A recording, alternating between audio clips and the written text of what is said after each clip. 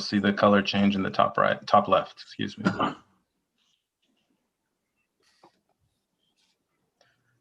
And we're off.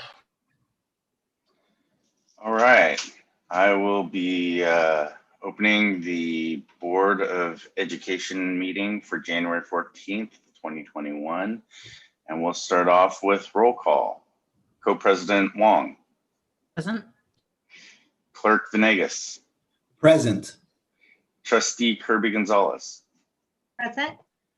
And I too am present, and my head's getting cut off. There we go. Let's see. We shall move into announcements of items to be discussed in closed session, as well as taking public comments regarding closed session items. So closed session items E1, Government Code Section 54957, Public Employee Discipline Dismissal Release. E2, Government Code Section 54956.9D2, pending or potential litigation. E3, Government Code Section 54957, Public Employee Superintendent. I have not received any public comments items. Have you received anything, Superintendent Hildreth or Yorgos? Not. Nor have I. Okay, and with that, hearing no further objections, we shall move into closed session. See you on the other side.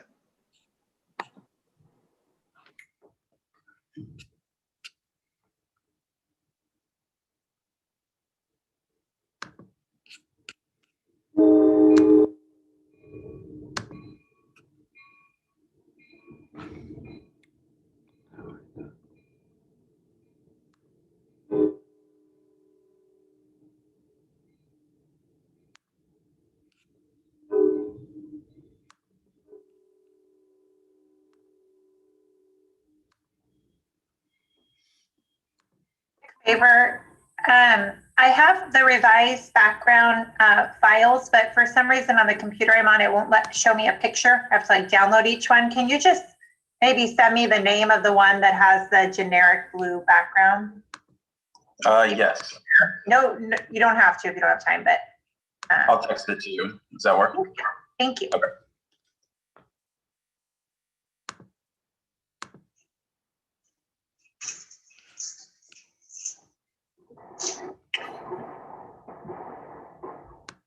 Are we all here?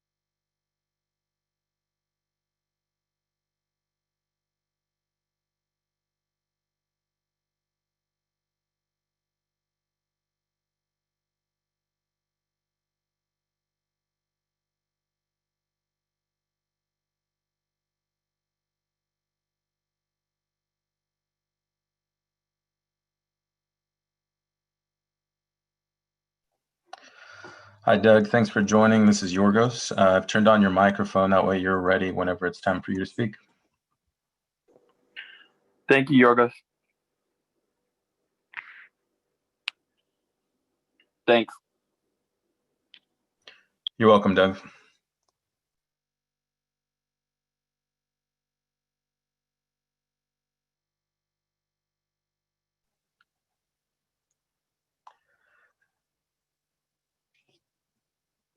Daniel, is that you with the 8684 number?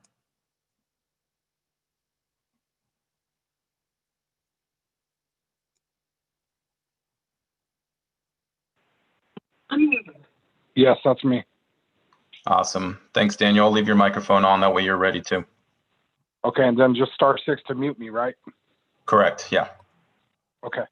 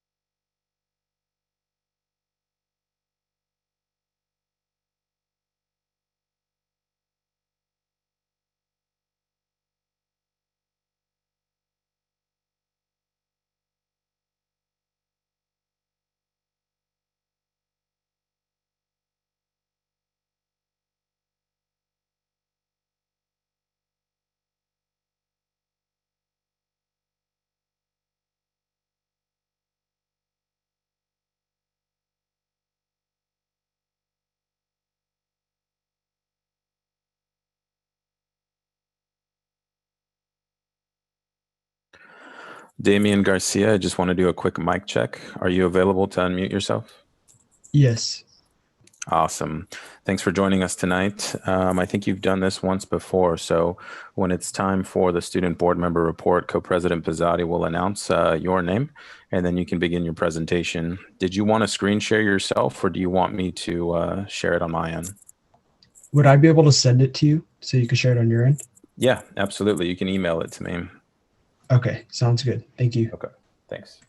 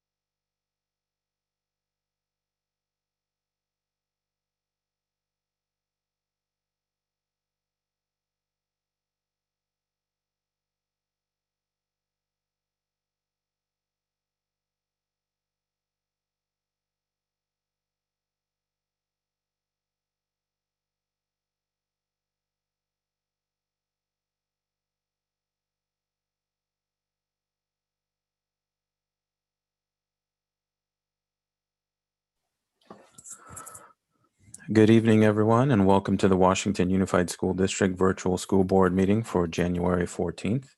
The school board is currently in closed session. For any members of the general public that are joining us on the Zoom meeting tonight, if you would like to submit a public comment request, you have a couple options available to you. On your webinar controls menu down at the bottom of the screen, you can either raise a virtual hand by clicking on the raise hand button, or select the Q&A feature. Submit your name and the item that you would like to comment on. I will let you know that it's been received and add you to the list for comments. If you're joining us via telephone, all you have to do is raise a virtual hand by pressing *9 on your touchpad, at which point I will unmute your microphone and you can submit your name and the item you'd like to speak on at that time. Thank you.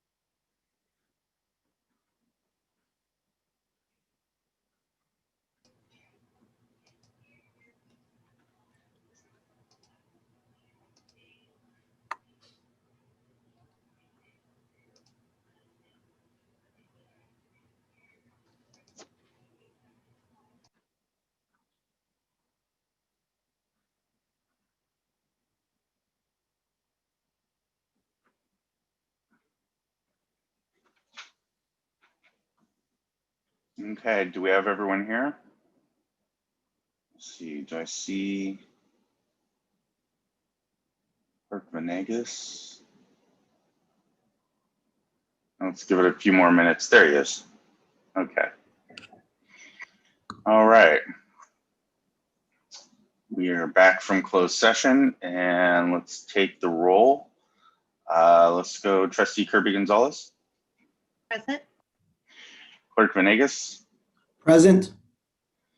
Co-President Wong, Here. and I too am here. All right. We are now into announcement of actions taken in closed session. E1, public employee discipline dismissal release. I believe that was information received and direction given. No, No? we had a resolution. Oh, we had a resolution. That's right. Okay. The resolution was 4-0. Sorry. E2,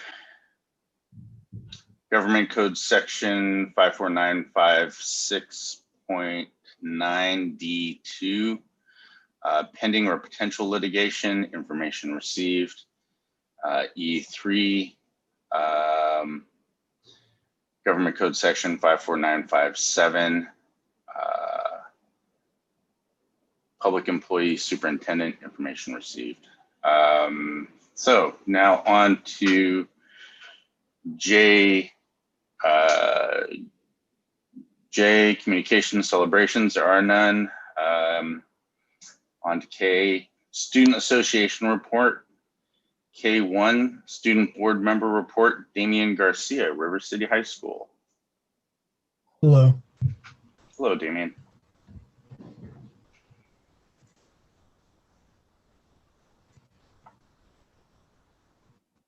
Go ahead. Okay, so to start off, the new semester. Students just started the new semester and all the students received their new classes. The IYT Rally. Improve Your Tomorrow is an organization we had partnered with to mentor and support at-risk youth. The program seeks to increase the college attendance and graduation rate for young men of color. The IYT Rally on January 11th helped to increase enrollment from the program by using music, videos, and prizes to introduce students to the IYT and some of its mentors. Back to School Night. River City will be having our virtual Back to School Night on January 20th. Information will be advertised and meeting links for the classrooms will be posted on River City High School's website. Okay, so for leadership, the RCHS leadership class is planning on hosting a virtual Spirit Week in virtual royalty, where RC students will be able to show school pride and can run for king, queen, prince, princess, Dutch, duchess, count, and countess as if we were back at school. The new dress code. Last week on Friday, a couple of my classmates and I attended a meeting informing the new dress code. I would like to say that we liked the changes and thought it was amazing to hear and see all of your thoughts and consideration that was put into creating the new dress code.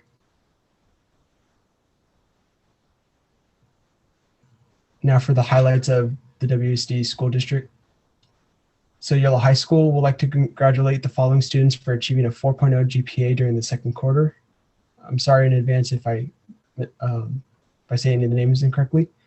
Ethan Bachuco, Jakari Jones, Malaysia Mateen Washington, Marina Martinez, Cindy Tucker, Alex Fath, Ayana Wisa, Nicholas Zaffa, Delson Murray, Zachary Wallace, Catherine Dominguez Guido, Antonio Gatin, Oscar Hernandez, and Joshua Redmond.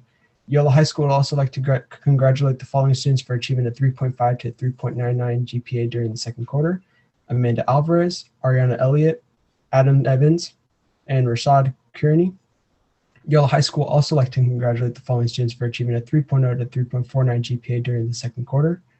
Jose Avila, Jesus Cortez Godinez, Alina Swears, Ronald Macia, Tyrell Woods, Anthony Area, Edgar Colasso Cuerves, Cameron Heron, and Cameron Nurley. Now for the K through 8 schools. Bridgeway had a special guest appearance on December 18th. Santa visited all the K through 3 students on Zoom. And the Grinch popped into several class meetings too. Their PTO hosted an amazing virtual gingerbread house decorating contest. With the generous support of the community partners and many of the BWI families, they were able to provide holiday cheer for many of our West Sac families in need. They also started a student role model of the month recognition program. In December, they recognized students for perseverance, and in January, teachers will nominate students who show outstanding responsibility. Their 6th through 8th grade students participated in a virtual assembly hosted by McGregor Law School. They learned about the legal aspects of online safety and responsibility in the virtual world. Also, a group of middle school students are engaging in a book study. They will read Justice Stormayer's autobiography, The Beloved World of Sonia Stormayer. On Friday, January 22nd, they will participate in a live discussion with Justice Stormayer.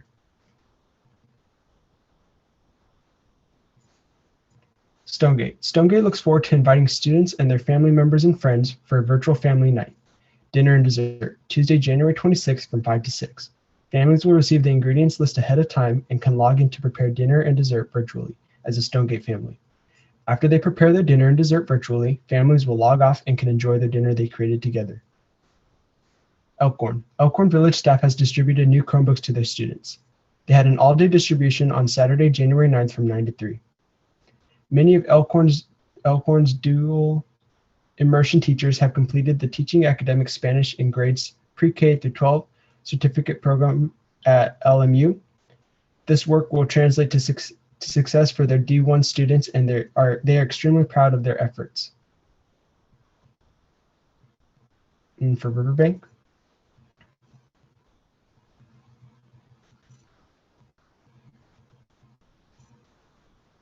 Riverbank is hosting a Lexia challenge. Classes challenge each other to see who can complete the most units, consistently complete units daily, and make the most growth. Prizes are awarded weekly with daily recognition in the morning announcements, and everybody wins. The more they practice reading, the better they get. They are also doing this thing called Otter Brag Tags. Riverbank is celebrating their staff and students for their accomplishments and resilience. Thank you.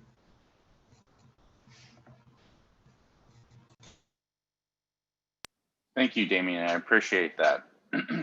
So I skipped over quickly the Pledge of Allegiance when going through the agenda. So why don't we start with doing the Pledge of Allegiance, and then we can move back into the WSTA report. All ready, everybody? Gotta take yourself off mute. All right, ready? Begin. I pledge allegiance to the to the flag flag of the United States of America and to the republic for which it stands, one nation, under God, indivisible, with liberty and and justice for all. It's weird with the delay in each person's ear. All right, so down to K2, WSTA report. Doug Knapp.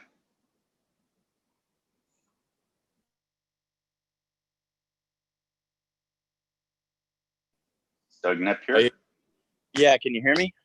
Gotcha. Thank you, Yeah, Doug. I'm having trouble with my signal tonight, so we'll give it a shot. Okay, Superintendent Hildreth, Cabinet, and Trustees. Tonight, I'd like to start out by welcoming Superintendent Dr. Cheryl Hildreth to our community. I'm certainly eager to have the opportunity to work with you. This wonderfully diverse school district with a rich history and amazing group of educators, staff, and students is eager to have you here as well.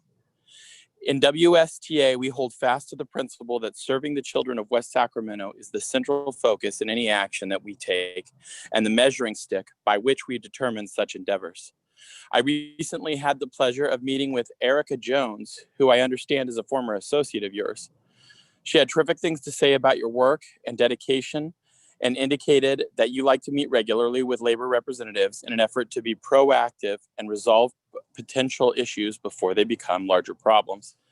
WSTA is a strong advocate for this way of thinking, and I am hoping that we can establish regular check-ins to serve this purpose. Again, I would like to extend a warm welcome to you and your family on behalf of the West Sacramento Teachers Association. Congratulations to WSTA leadership and the tech department on the rollout of the new Chromebooks. By all reports, distribution has gone relatively smoothly. I was able to join my daughter when she picked up hers at Bridgeway, and the process was efficient and actually was running ahead of schedule. Although we are still working through some bugs with basic setup and operation of the new devices, it is great to hear from students who are finally able to see their teachers and peers. From what I hear, the image quality and speed of the new Chromebooks has been a substantial improvement. Let me take the opportunity to celebrate Mr. Kazanis and the WUSD Technology Department in the successful implementation of the new WUSD Coronavirus Dashboard. As a statistics lover myself, I have to say that the designs and features included in this dashboard are pretty impressive, and it is quite easy to read and analyze. This is a tool that not only helps WUSD employees to stay safe and make informed choices, it also helps our community members understand the impact COVID-19 has had on our local educators and students, and perhaps reveals some circumstances surrounding tough decisions district cabinet officials and educational leaders have had to make. Thank you for your efforts to enhance communication during this difficult time. We do have one suggestion, however. WSTA recommends that the tech department consider adding a page that shows the cumulative numbers for the coronavirus in Washington Unified School District.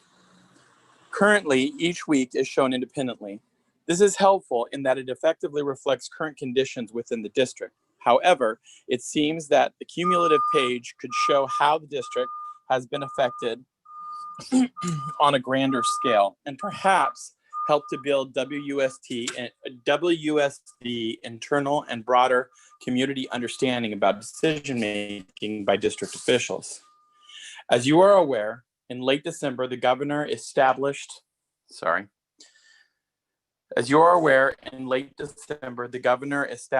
an ambitious plan to incentivize about my feelings on this plan or the ethics of using financial incentives to entice California's woefully underfunded schools to unnecessarily rush a complicated yet important process. The need to return our students to some sense of normalcy is essential, and the faster it can be done safely, strategically, and effectively in the midst of an unmitigated health disaster in California at large. Yolo County and West Sacramento are evidential microcosms of this crisis. I want to commend and acknowledge the district cabinet and human resources in particular for their recognition of the current situation in our region. Over the past few weeks and over multiple discussions, our district officials have expressed their commitment to a safe return to in-class instruction and have been clear about their responsibility to collaborate with both WSTA and CSCA labor representatives. WSTA, for our part, is eager to get back to business as usual as early as possible, and when conditions permit us to do so safely. We are pleased to be able to continue to work with WUSD leadership to make this transition safe and successful when the appropriate time arises. Finally, I have been meaning to take a moment to recognize the amazing resilience and hard work that has been demonstrated by the students here in West Sacramento. Throughout my career as an educator, I have been in perpetual awe of the determination and strength that characterize the remarkable children and young adults that we work with. As I listen to the experiences of fellow educators this year, I hear about the varied and unique challenges they have faced in the process of reinventing themselves as remote educators. A common thread has emerged: students are resilient. Most have faced hardships and struggles in an effort to attain something many had probably taken for granted just a year ago: an education. Thank you to our wonderful, determined students. Every day you remind us what is at stake, and prove to us the cause is ever so worthy of our efforts. In our organization, there's a growing concern for these students who have overcome so much, facing increasingly limited opportunities for their continuing educations beyond our institutions here in West Sacramento. As of last month's WSTA budget report, we had less than $100 in our scholarship fund for graduating high school students. I am all but certain that this is an all too familiar situation for other organizations offering college assistance. For my final word, I would like to make an appeal to anyone listening here tonight. If you have the means, consider donating to a scholarship fund of some kind. If it is not through WSTA, there are many others who can help direct your support to a student with aspirations to make their lives better through education. This will undoubtedly be a year where prospective college students will struggle to make ends meet. Let us join together and find ways to help these wonderful and deserving students in West Sacramento. And thank you very much. Thank you, Mr. Knapp. Is CSCA report, is Daniel Gandara here? Yes, can you hear me? You got it. It's on you, Daniel. All right. Good evening, Superintendent, Board of Trustees, and Cabinet. I hope everyone had a nice holiday and spent it with their family safely and loved ones. My update will be brief tonight. The first thing I would like to speak about is, and I brought this up probably over the last 5 months, is we have a classification in our bargaining unit as the youth outreach specialist who work directly with students and their families to help them achieve their educational goals and beyond the classroom. This classification currently has 2 of the positions who are grant funded.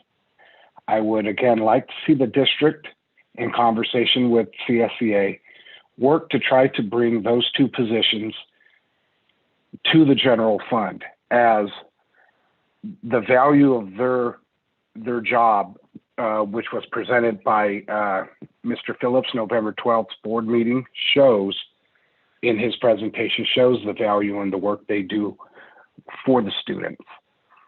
And also, I would like to thank, with that, I would also like to thank HR and their team for meeting with CSCA to negotiate a return to work addendum. I believe it's also on this board agenda.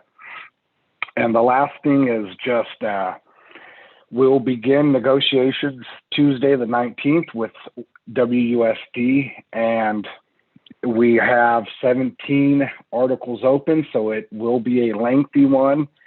And I look forward to updating the board on how negotiations is going, either by email communication and also by update during the board meeting. With that, everyone have a safe evening. Thank you, Daniel. Appreciate it. You know what? I skipped over approval of the agenda. So can I get a motion to approve the agenda? I move to approve the, I second. Moved by Trustee Kirby Gonzalez, seconded by Co-President Wong. With that, Trustee Kirby Gonzalez. Aye. Clerk Venegas. Aye. Co-President Wong. Aye. And I too vote aye. The agenda is approved. Let's move on to L, public comments. I believe there was a hand raised. Yorgos? Correct, Co-President Pizzati. It looks like Kenna Cook has her hand raised. Kenna, your microphone has been turned on. Thank you. My name is Kenna Cook. I am a parent of 2 Washington Unified School District students, a resident of West Sacramento, and I'm also a Master of Psychology student who is doing a social justice practicum focusing on the mental health needs and services available to River City high school students during the pandemic and during the distance learning environment. I wanted to just speak quickly to the board to let them know that the Department of Education is offering a free youth mental health first aid. It's a basic training at completely no cost. It's all virtual. It's offered to all people, but ideally designed for adults who work with young children ages 6 to 18. The virtual training is a total of 6.5 hours long. So it's 2 hours self-paced, 4.5 hours instructor-led, and trainings can be delivered on evenings. The weekends are in Spanish. The topics covered in the training include anxiety, depression, substance use, disorders in which psychosis may occur, and eating disorders as well. And this content is critically important because it also has cultural considerations, such as the impact of trauma, school violence and bullying, self-care, and because of COVID, coupled with the country's quest for social justice and the social unrest, this has really exacerbated the need for mental health services, specifically among our 9th through 12th graders at both River City High School, Yolo High School, and Bright and Washington Middle College. And so I am going to be sending the board members this information so they can, through email, so they can disseminate it among all Washington Unified School District employees. Great, thank you, Kenna. Is there any other public comments, Yorgos? None have been received at the moment. Dr. Hilberdorf, have you received any more? I have not received any requests. All right, thank you. With that, we'll move into public hearing. If I had a gavel, I'd bang open the public hearing.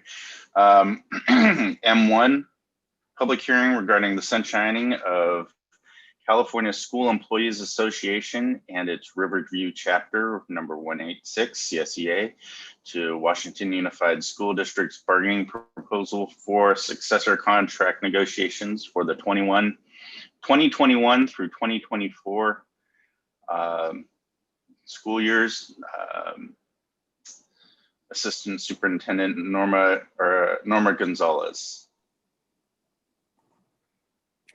Hi, good evening, co-presidents Wong and Pizzotti, trustees, Superintendent Hildreth, colleagues and community. So the following two items will be coming later in as action, but for the purposes of the board, for the community, have an opportunity to speak on these items. The items are presented as a public hearing. And with that, the first one is the sunshine proposal from CSCA, as President Gandara just mentioned. And as mentioned, those are the articles listed that CSCA has submitted in their proposal. Thank you, Assistant Superintendent. Is there any public comments on public hearing M1? If none, No, we have not received gavel. I'll bang the gavel, close that public hearing. Public hearing number 2, M2. Public hearing regarding the sunshine of Washington Unified School District's bargaining proposal to the CSCA and its Riverview chapter number 168 for successor contract for 2021 through 2024. Again, Assistant Superintendent Gonzalez. Yes, good evening again. And like manner, this is the public hearing for the for the sunshine proposal of the Washington Unified School District to CSCA, which is a Classified School Employees Association. Great. Is there any public comment on this item? Seeing and hearing none. Moving on. Thank you. And banging the gavel, ending the public hearing. N1, information discussion items, the return to school update. Dr. Cheryl Hildreth, Superintendent. Yes, thank you. So good evening, co-presidents Pizzotti and Wong, trustee Kirby Gonzalez and Clerk Venegas and the community. This is a wonderful opportunity for us to give you an update of where we are in the process of our return to school. This is a time, as we all know, where we're experiencing change at a rapid pace. And the one thing we want to be sure of is that although we're experiencing change, that we're focused on the health and the safety of bringing our students back. And so what we want to share with you this evening is the latest information. And let me change that, because it was the latest information until about 1 o'clock this afternoon when new guidance was sent from the County Public Health Department. So know that we will have some updates after this meeting, but this is the most recent information we had as of today. And the goal really is to share with you what the path has been, where we think we're going to go, what kind of input we need, and just sharing a little bit of the progress we have made.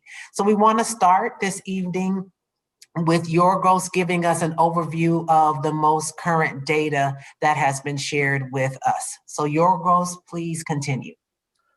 Thank you for the introduction, Dr. Hildreth. Just as Dr. Hildreth was mentioning, the information that we're receiving in terms of updates from our state oversight agencies, the California Department of Public Health, even the Yolo County Department of Public Health, they are changing at a daily rate these days. The latest information that we had at the beginning of the week, as of January 12th, as you all know, the state had lifted its regional stay-at-home order. The data that we're going to show you right now, just with some broad strokes, is updated as of yesterday, January 13th. And that's typically how we've been updating the board and the community, just timing-wise, with our board meetings being Thursday evenings. So with the new information that came out today, in terms of guidance, we'll be looking at that more closely. But right now, to look at some of the information in terms of the data compared to West Sacramento specifically, you can see just a snapshot of the Yolo County dashboard, and right below it is just some brief statistics from a report that I receive weekly every Monday, Wednesday, and Friday from Yolo County with specific West Sacramento statistics. The main thing that we always point out is the numbers are always going up at this particular point. The main thing that we really want to point out is the 14-day positivity rate. That's an important figure for us to keep in mind as we transition through the remainder of these slides. And the other thing to really keep in mind is that even though the stay-at-home order has been lifted for our region, it's not really a time to relax in terms of our precautions and our preparations. It's really just an opportunity to dial in and focus in and understand that there is some light at the end of the tunnel. It should serve as motivation for us to continue being vigilant across the board, both at our school facilities and as a community.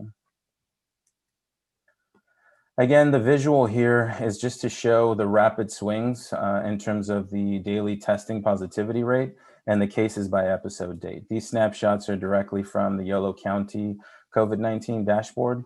And again, even though the state order has been lifted, you can see that in the far right side of both of these charts, we are encountering some of our highest percentages and rates that we've ever seen with COVID-19.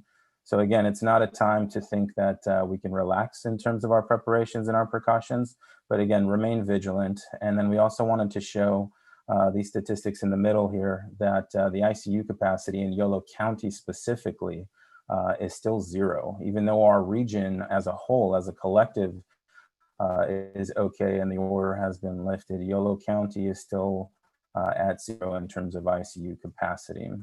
The other numbers are statistics that I receive again regularly from the Yolo County COVID-19 Command Center. It's the cumulative positivity rate for both West Sacramento and Yolo County, and then the cases per 100,000. And again, it's important to point out that West Sacramento is actually above the Yolo County rate in both categories. Lastly, we wanted to show you a quick snapshot of our Washington Unified School District COVID-19 dashboard. The amazing number here is over to the top left, as both student and staff positive cases are 0. We do have 3 staff exposures and quarantines at this particular point in time. And again, just to remind everyone that this is a snapshot from the dates of January 17th to 13th. We're taking snapshots in time of our district and reporting them out every Wednesday at 5 o'clock on our website. Additionally, I want to point out that employees and students who have tested positive but have not physically been on a WUSD school site or in one of our district office departments or offices, they are not showcased on this dashboard. We want to show information that's relevant to what's happening in terms of our activities and the services that we're providing currently on our school campuses. However, the quarantines and exposures is where you can actually see individual employees that are impacted by an exposure or a quarantine order at that point. Those 3 that are reported in this particular period in time, they were actually exposed outside of work but it is impacting their work in the sense that these individuals cannot actively report to a school campus or their office, wherever they might reside. Hey, Yorgos, can you hang tight on this for a second? Yes. So what's the determination for removing someone that has had COVID? Is it 10 days from the date of the last symptom? Because I know that there are students and staff that have had COVID that were that may have appeared on our dashboard, but what knocks them off the dashboard? So what makes it is it January 7th through 13th? There's 0 new reported cases. Is that what I'm hearing, or is it the cases that are existing have fallen off because they've exceeded the incubation period, or not the incubation period, but the contagious period? So to my understanding, the ones that are showcased on the dashboard are active quarantines and exposures at this particular point in time. Once they are knocked off the dashboard, it's essentially indicating that they have served that particular period of time in quarantine or isolation, whatever the recommendation is from the Department of Public Health at that point, depending on their case-by-case situation. So Yorgos, I noticed this is just January 7th through 13, and I think last time we talked that you would actually, and I know we all have all the time in the world, not, is to kind of have that data over time, week over week, since I don't know how far back you were going to go, but perhaps that's also what we're talking. My understanding, Co-President Pizzotti, is that the 0 isn't 0 never, ever. It just looks like, is this just the 0 for the week of January 7th through 13? Correct. Right. Okay, I just want to be clear So about that. it's 0 reported, I'm guessing, right?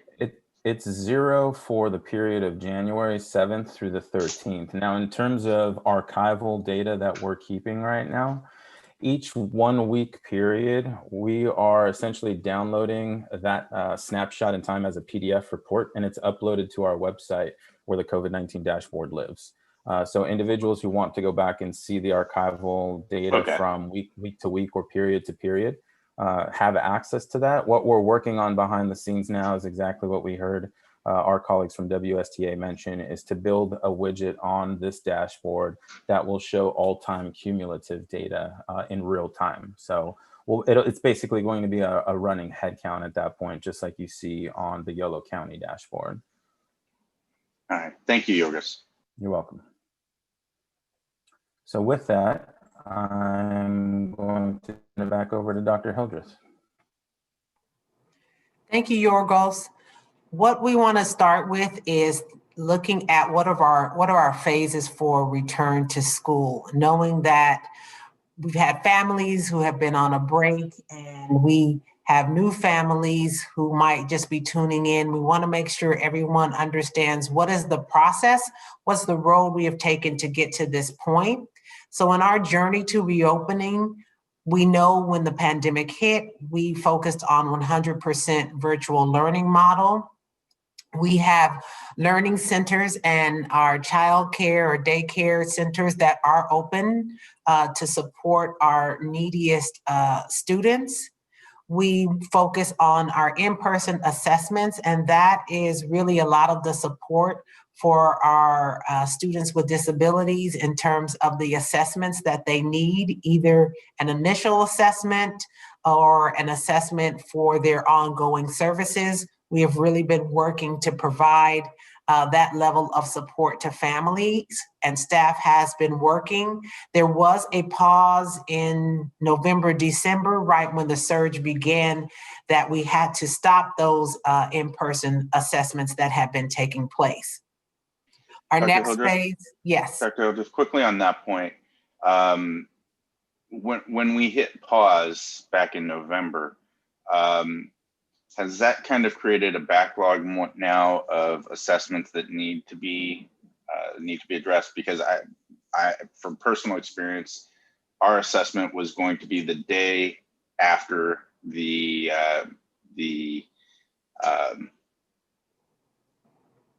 stay-at-home order was issued. So, now we're in a backlog, I'm guessing, of buildup of cases that now to be addressed in person, correct? Yes, we are. And that is one of the reasons why we are very focused on resuming those in-person assessments, because we know there are students, just as you mentioned, who were ready, and we had staff ready to complete those assessments. And we don't want to wait longer than we need to, so that it's not even about the backlog. It's more about making sure we're giving the services and support that our students need. So that's our focus with the in-person assessments. Our small cohorts of in-person instruction, it was the same. We really wanted to start with bringing back our SDC classes and the students in the Opportunity Academy. We were ready to go. Teachers had been trained, students had had the orientation. We had an MOU with our labor partners, and then the surge hit. So we were scheduled to start on December 1st, but had to pause. And so our goal is to look at when can we resume that next level or that grouping of cohorts to start their hybrid model for those who choose. And that is basically the next phase, the hybrid blending learning model, bringing back cohorts when we can and when it's safe. And know that there will continue to be a distance learning option for any family who wants that, until we get to the eventual goal of being all back in-person learning. Next slide. This is letting you know where we were once we returned in January. So we came back the week of January 4th, and we know that we needed to continue to adhere to the stay-at-home order. So all of our planning for return of our SDC and Opportunity Academy was postponed again, just like our in-person assessments had been postponed. We had our district office and school sites remained closed, and we had visitors who might need to come to either the district office or a school site needed to make an appointment, making sure that we were following the Yolo County restrictions. We focused our efforts on our essential services, making sure that our learning centers and our child care programs could remain open. We are so thankful for our CSCA staff and all of our staff who has been at the sites to support our students, and everyone else who can work remotely. That has been the request.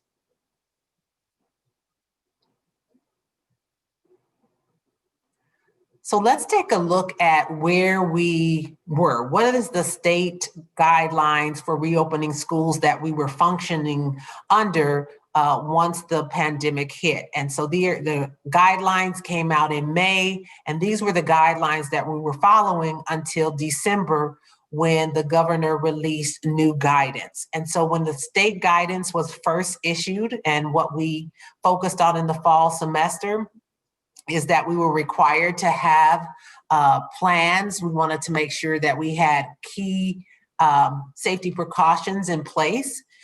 We knew that schools needed to have waivers if they were going to resume in-person learning for elementary grades, especially when in the purple tier.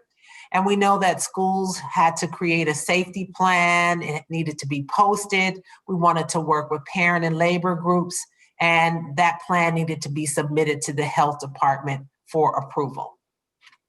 Next slide. How the state guidelines have changed, it's really with a continued focus on our youngest and our most disproportionately impacted students. They will continue to be prioritized. But California's phased-in approach is going to begin with in-person learning for students in the grade levels K through 6, special education, and populations that have been disproportionately impacted by COVID-19. The governor's request is to support all communities to be on track for safe in-person instruction by early spring 2021. And again, distance learning will remain an option for those families who are choosing that model.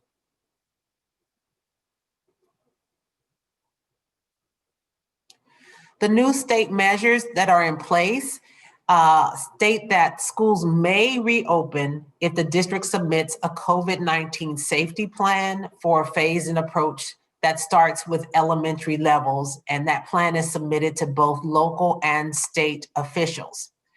Key piece of the new guidelines is that schools may not open for grades 7 through 12 if the county is in the purple tier. So there have been questions of why the conversations for the most part have focused on the elementary grades. And so this is the background information behind that. If we have our K-6 schools are in the purple tier, those schools can open if the case rate is above 25 positive cases per 100,000 students. The local health department can disapprove a plan once it's submitted, and we'll let you know if it's not approved within 5 days of you submitting that plan. Once you open, local and state officials will monitor, provide supports, and enforce that guidance. But again, the key part is the average case rate. And when we prepared this presentation, the guideline was at 28 cases per 100,000, but as of this afternoon, it's changed to 25 cases per 100,000 people. Next slide. And so our county must reflect this 7-day average case rate of less than 25 cases per 100,000 people. I think it's important to highlight again what our data is showing us now, and Yorgos mentioned it in the data slides. In terms of our Yolo County, we have 43.06 positive cases for every 100,000 people. And in West Sac, we're at over 55 cases for every 100,000 people. So just looking at that metric, we are not able to open at this time because we do not meet that case guideline. So the key piece is really, when you're looking at that dashboard, you're looking to see when we hit 25 cases per 100,000 people or below. That is when that metric lets us know we will probably be approved to reopen. In the governor's plan, there were 4 components that I wanted to highlight. The first component was the plan allows for funding to support a safe reopening. And the legislative action that needs to occur will allow us to provide, or the state to provide, funds to schools that open starting in February. And the funds are weighted for schools serving the neediest student population. So again, the goal is to look, do we have the capability to reopen a cohort in February? That is what we're looking at. That's what the guideline is, but we have to look at the data to see about the reality of that. The second component of the state's school plan is you have to have safety and mitigation measures for your classroom. That includes testing, contact tracing, PPEs, and a vaccination process. Testing is really the critical piece we are going to be focused on in terms of the need to test staff and the need to test students, and setting up the logistics of that and getting support from the county on what that might look like. Also, the process for contact tracing, looking for guidance for the Department of Health of what that system will be for WUSD and all of the districts in Yolo County. We do have the PPE that is required. We have masks, and later in the presentation, we're going to share and highlight all of the PPE we have prepared. In terms of vaccinations, that is updated guidance that we're going to be getting from Dr. Sisson from the County Department of Health. We know that our educators have been prioritized in terms of where the placement is in the phasing of those people who are going to receive the vaccination. Our educators are in phase 1B, and currently vaccinations have been rolled out to those persons in phase 1A, and that really has focused on our healthcare workers and those in our senior living facilities. So educators are in phase 1B, and we're scheduled to get more information about that timeline in the future. So hopefully by our next board meeting, we'll have an update on that vaccination process. Component number 3 is about hands-on oversight and assistance for schools. Again, our schools districts are being asked to submit a COVID safety plan by February 1st. And it needs to include input from staff and parents and reporting our key data to the state, including any in-school transmissions. Lastly, the fourth component is about transparency and accountabilities for families and school staff. And that really is with the focus on, once that safety plan is written and submitted, that it will be posted and available online, and the public will also have an option to have a hotline, which the state Department of Health will establish for parents or community members, teachers, anyone to share any concerns they might have. So there will be reopening information available and a system for addressing questions or concerns.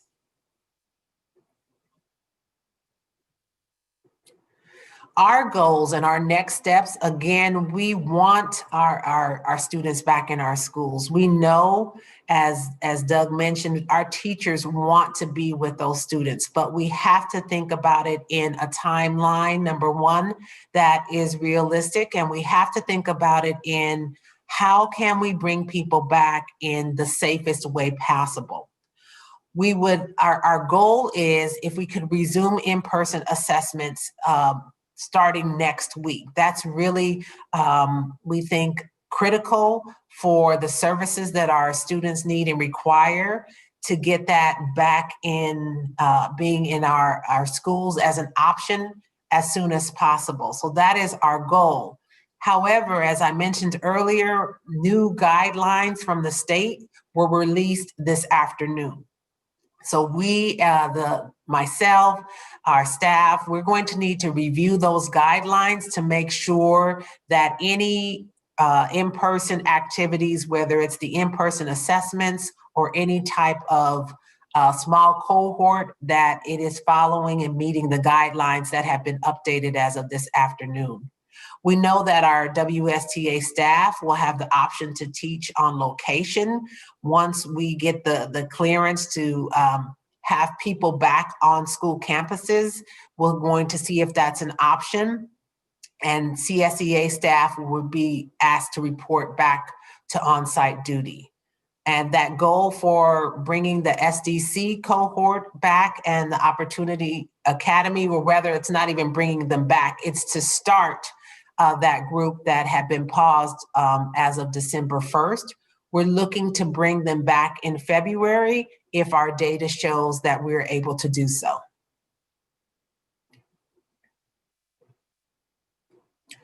One of the critical pieces in anything that we do is we have to get feedback from our parents, our teachers, about what is going to work so that we know how to plan.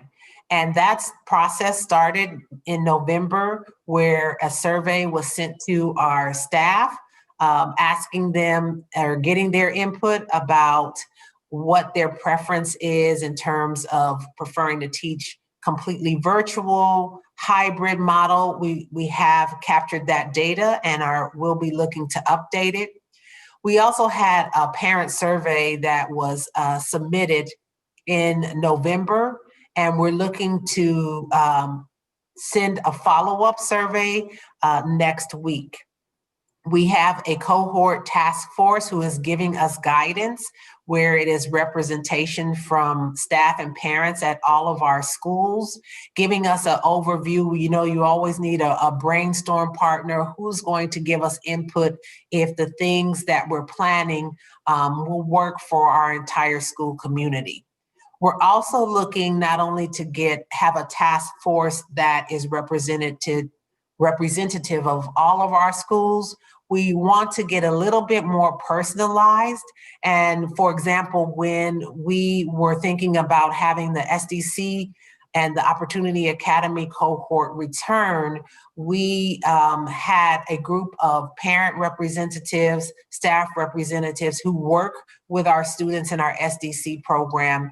And that group, that task force really helped to determine the process we would take to bring that group of students back. And so we want to follow that model that has been successful of really making sure, are we hearing from the community members, the parents, the teachers of the group that's coming back.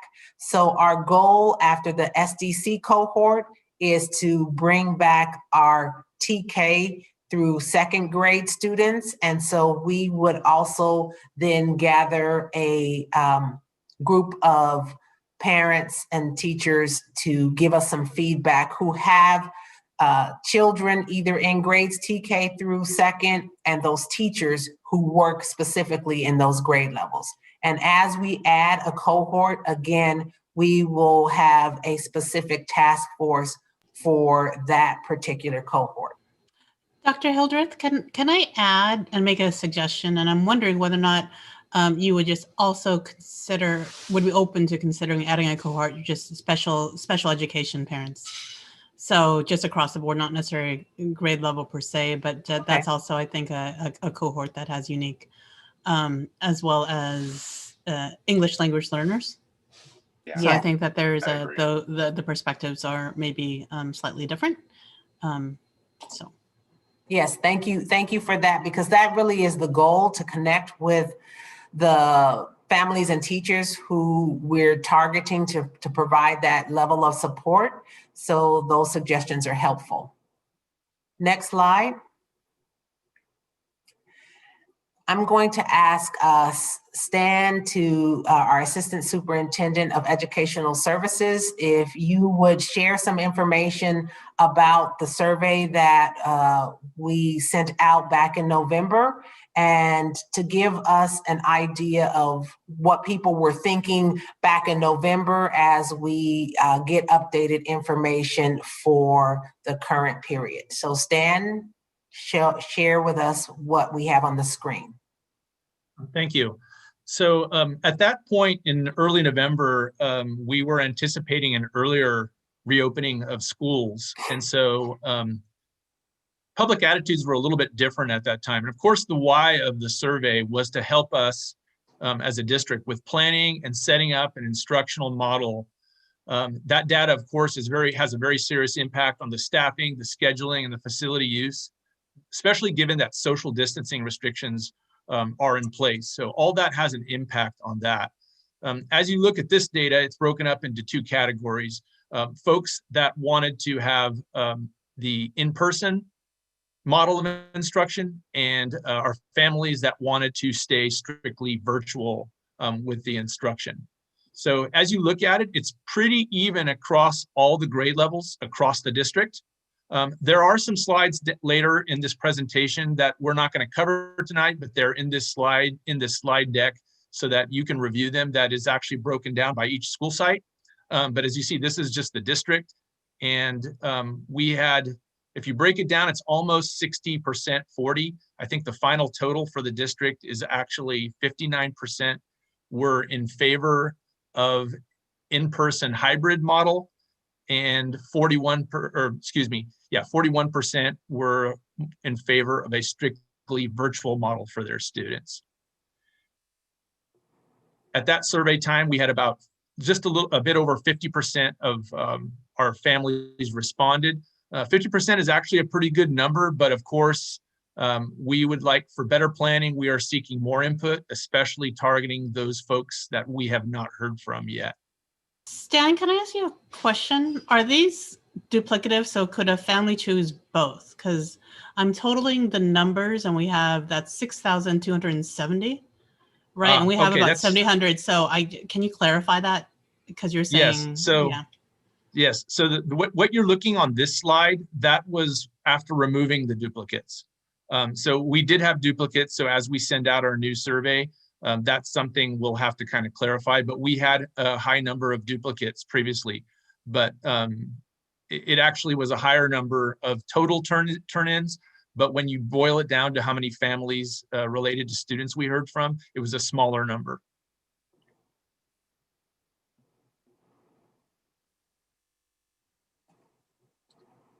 Okay, next slide. As I was saying, we had just over 50% response on the survey, and we do want to get a better sampling from our community. So therefore, we are putting the final touches on a follow-up. That should go out early next week. Although we want to hear from people we haven't heard from, people who originally submitted their survey can also change their answers on this one because conditions have changed. So we're expecting some variance with that. Also, in response to some of the feedback that we have been hearing, we are adding a couple other questions that will allow a lot more free response from the public, and they can directly write some comments for us to consider. We also heard feedback that families wanted to see something visual in terms of what a possible hybrid schedule could look like. So we are intending to include our current SDC small groups cohort model as an example for families to look at. We are, of course, adding the caveat that those are only samples and that the process is still continuing pending negotiations, safety conditions, and of course, the input we receive. In this process, our school sites are going to be very important to gathering this information. They are going to be a major part of the advertising and following up with the people who haven't submitted. So if for some reason we still haven't heard from a family after all of that, we will consider their choice to be a virtual only. But we are planning on doing a full court blitz at our school sites. They know what students have submitted up to this point, and we will keep them updated and work with them so that they know which students are still outstanding so that we can reach out to those families.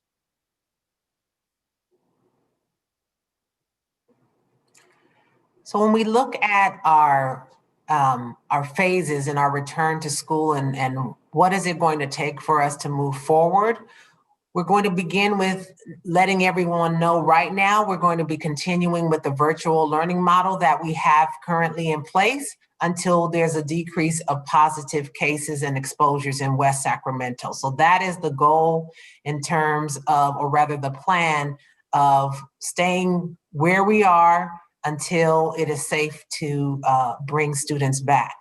We are able to continue those essential services for our WUSD students and families who have children in the learning centers and childcare. We're so grateful to our staff who have been there making sure that our students with the greatest needs for internet access or just having a place without distractions to do their work, that we are providing that for them. We're going to be phasing in our small groups for targeted services. We know that the target date is early spring. We'd like to resume those in-person assessments starting next week if we can. We would like to start that in-person hybrid model for our SDC and our Opportunity Academy students in February if the data shows that we can do that. After our SDC cohort, we would then bring in a cohort for our students in TK through second grade. And again, the goal is to focus on our youth, the most impacted youth. So we want to look at our English learners, our foster youth, our homeless students, making sure that the students in that grade level cohort, that we're really targeting that level of support as we phase out the support for all the students in TK through 12. And then it would be phasing in the other cohorts by grade level, again, once we look at the data. Next slide. I wanted to share just some information about what's the progress we've made and the preparation. And one of the hard things in thinking about a return to school or what that looks like is because things are changing constantly. And we don't have a date where we can say, yes, students are coming back for sure on this date because of the changes in the positive cases and the guidance from the state. But what we do know is that we need to be prepared, and we don't want to wait until we are given the go and then start a plan. We want to prepare now. So I want to highlight some of the things that we have been doing and what we're going to continue to do until we are ready to go back in person for all of our students.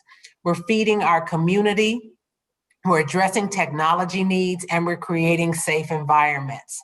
And so I'd like to have our Food Services Director, Carrie Pena, if you could give us an update on what's been happening as we think about the needs of feeding our community from the very beginning. So Carrie, can you share a little bit with us?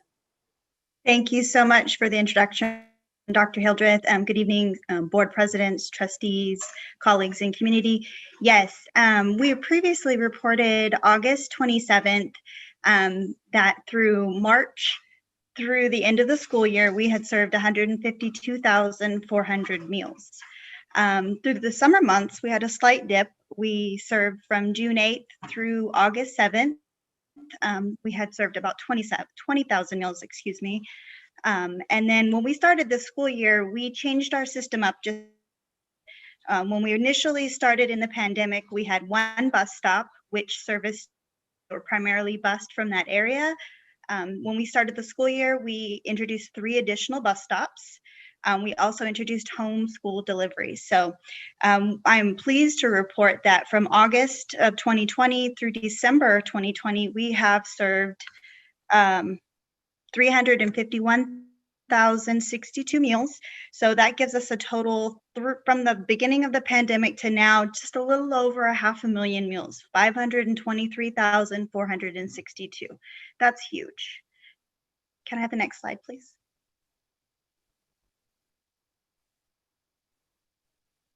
We have continued to work with our food partners. One of the biggest ones is the Yolo County Food Bank. We are able to offer food boxes that are not necessarily just for the students within our community, but also helping support our families. We've partnered with Yolo Farm to Fork, who has graciously donated hundreds of pounds of fresh produce from local school gardens that are still producing food, but had no place to go, as well as Yolo Farm to Fork. So we are extremely grateful for our partners. Next slide. And nothing goes without saying, we can't do this without the team. So internal partnerships are as important as our external partnerships. Transportation has been invaluable to the home delivery systems as well as the bus stops. Fiery Ginger Farms has supported our fresh fruit and vegetable program by giving us some additional nutrition ed and helping us grow the local produce, as you know, which is property.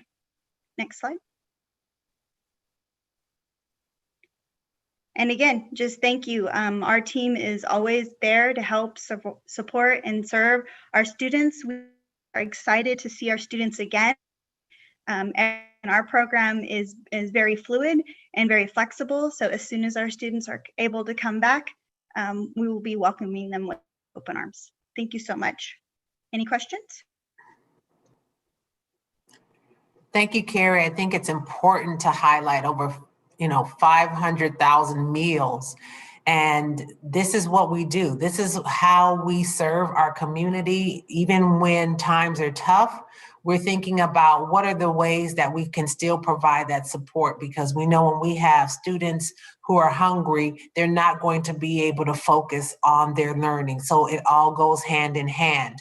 We also know that we need to provide that technology support for our community, for our students to be able to do what they need to do in the classroom. It means we need to do what we need to do with getting them the technology that's going to assist with that. So I'd like for our technology director, our IT director, Brian Briggs, if you could share an update with what's happening in technology. Good evening. Thank you, Dr. Hildreth.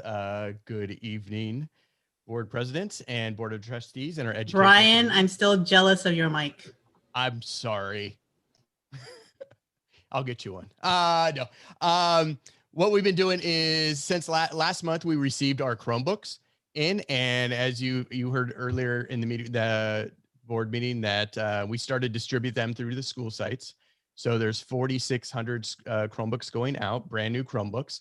And what we witnessed in December, we had a little network clog, let's say. So our short-term solution was we were able to reconfigure our network to meet the needs of this increased demands of our students on our network. Even though they're at home, they're still coming through our WSD network for content filtering and web filtering. Long-term is we're going to be replacing all of that aging network equipment that is long overdue with the E-rate process. And right now, the first step of the E-rate process is to put a request out for competitive bidding, which is happening right now. So the projects are listed on our technology website under the technology projects to meet the needs as we move forward and move long-term with the technology for our students.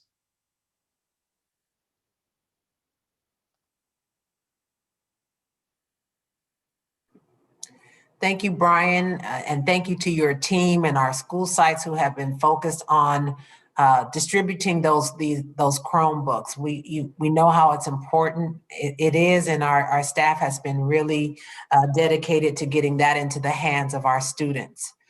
I spoke earlier about our PPE, not only with masks, but so many other things that we need to have on hand and ensure it's available at our schools for when our students return and our teachers and staff return. So I'd like to ask our director, Terry Souza, to share a little bit about what we have with our PPE preparation as we prepare for our kids to come back. Thank you, Dr. Hildreth. Good evening, co-presidents Pizzotti and Wong, board, colleagues, and community.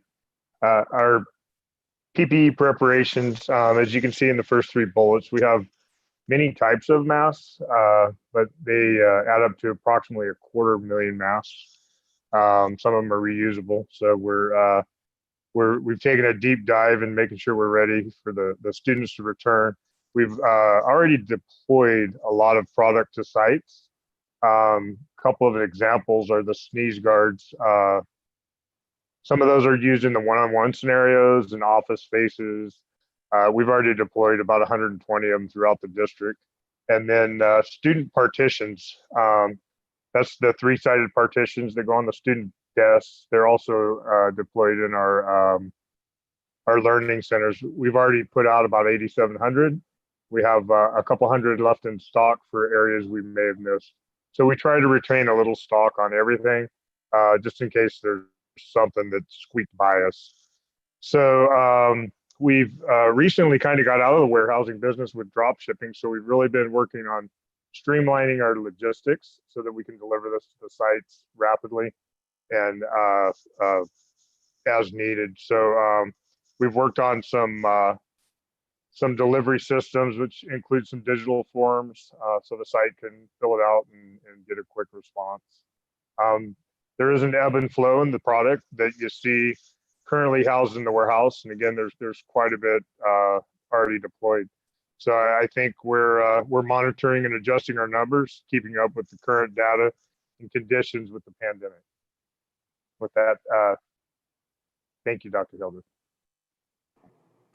Thank you. It's good to see what we have ready and available. And really, we want to share with the trustees, we want to share with the public what to expect when you arrive to school. Again, we don't know the date, but we have to be prepared. And many of us have gone to a school or a district office and we see that process. And just to share a little bit, last week, I was able to visit all of our school sites. It was wonderful just to give me an idea of school communities and areas. And we have a check-in at each school where you have to go through this process before entering. And I just want to highlight, it didn't matter that the new superintendent was coming to the school. Each school, I had to answer the questions. I had to have my temperature checked. And that showed that our staff is taking this safety piece very seriously. And so we want to share what schools look like on the inside so our families and our teachers can see how we're preparing for that eventual return to campus. So I'm going to ask Yorgos if you could walk us through a couple of slides with some visuals. Absolutely. All right. So what we have here is essentially what you or any person in our community can expect when arriving at a school campus. The first thing you're going to see is a symptom screening chart or a large poster that you see over to the left with gently advertising that you need to stop before entering, and all staff and visitors are actually required to answer all three of those questions, which essentially breaks down all the COVID-19 screening questions that anyone would be asked to answer entering any kind of a facility these days.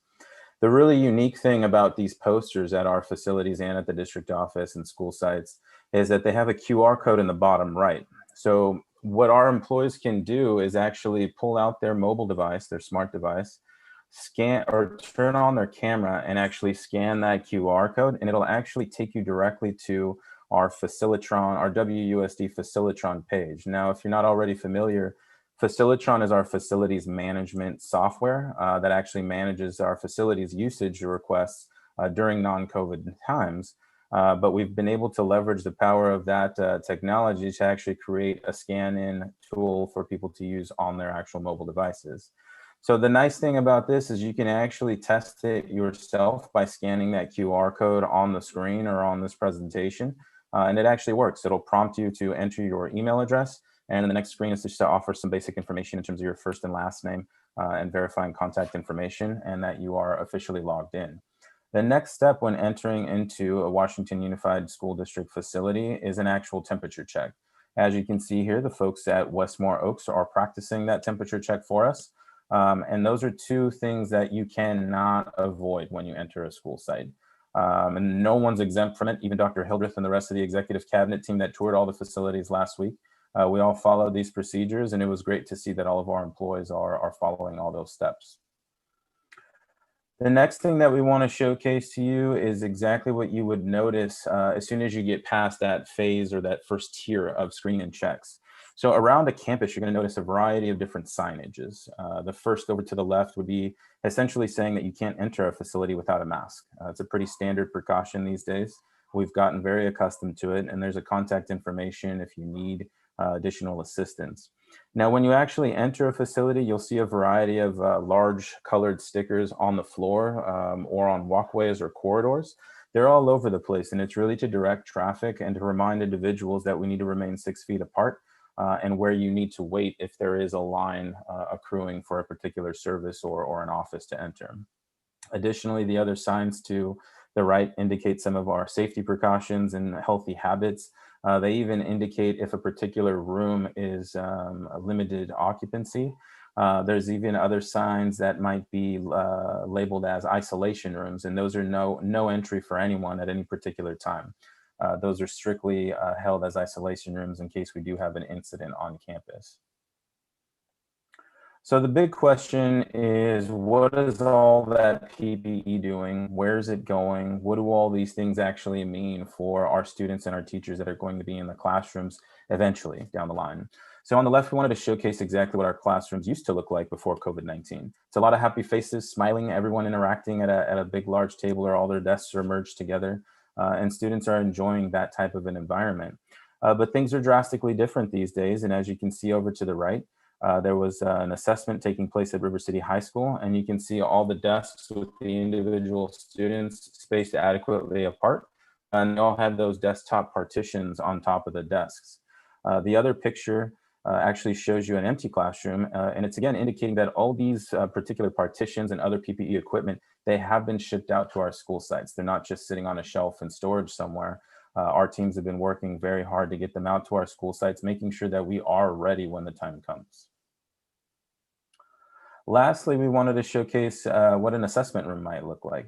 So here we have a couple of employees actually showcasing what exactly would happen.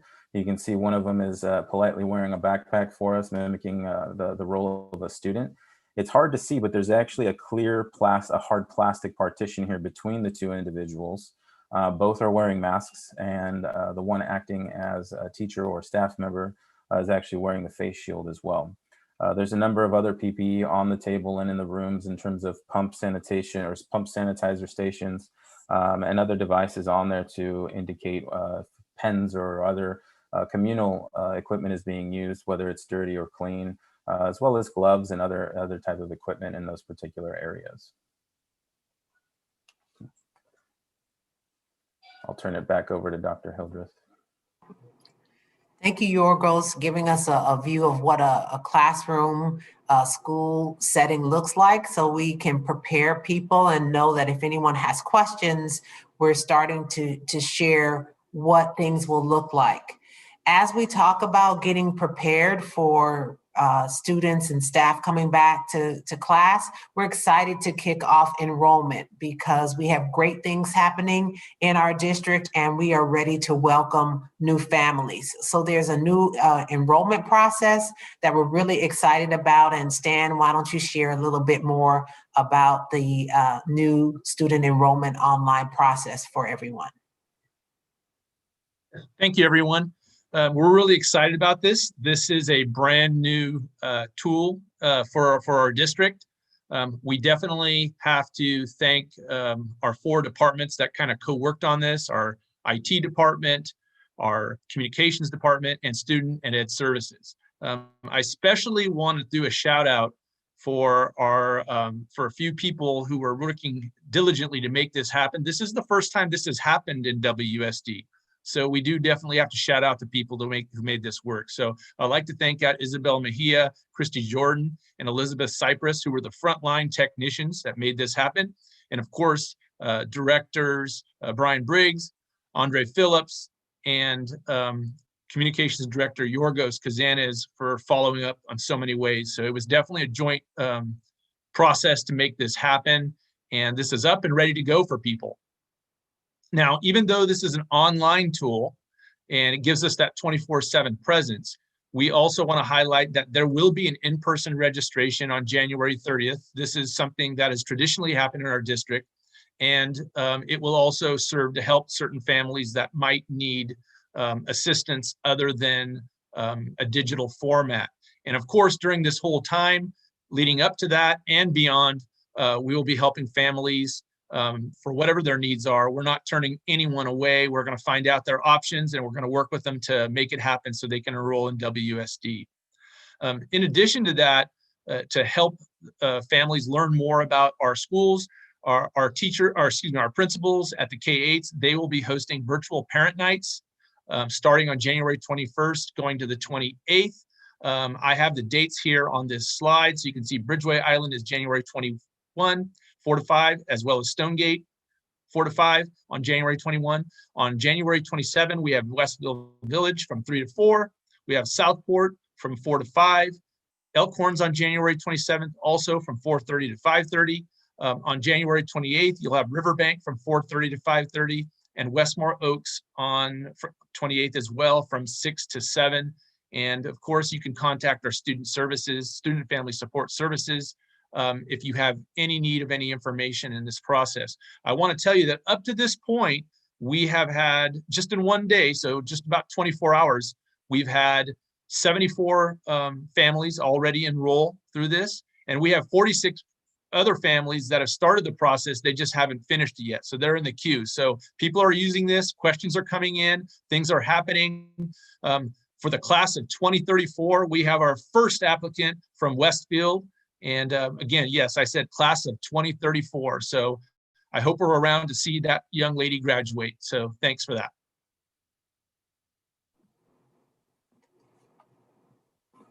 And this is some of the data that we shared earlier. I don't know that we need to go over each and every slide, but this is the survey data from back in November that we sent to families.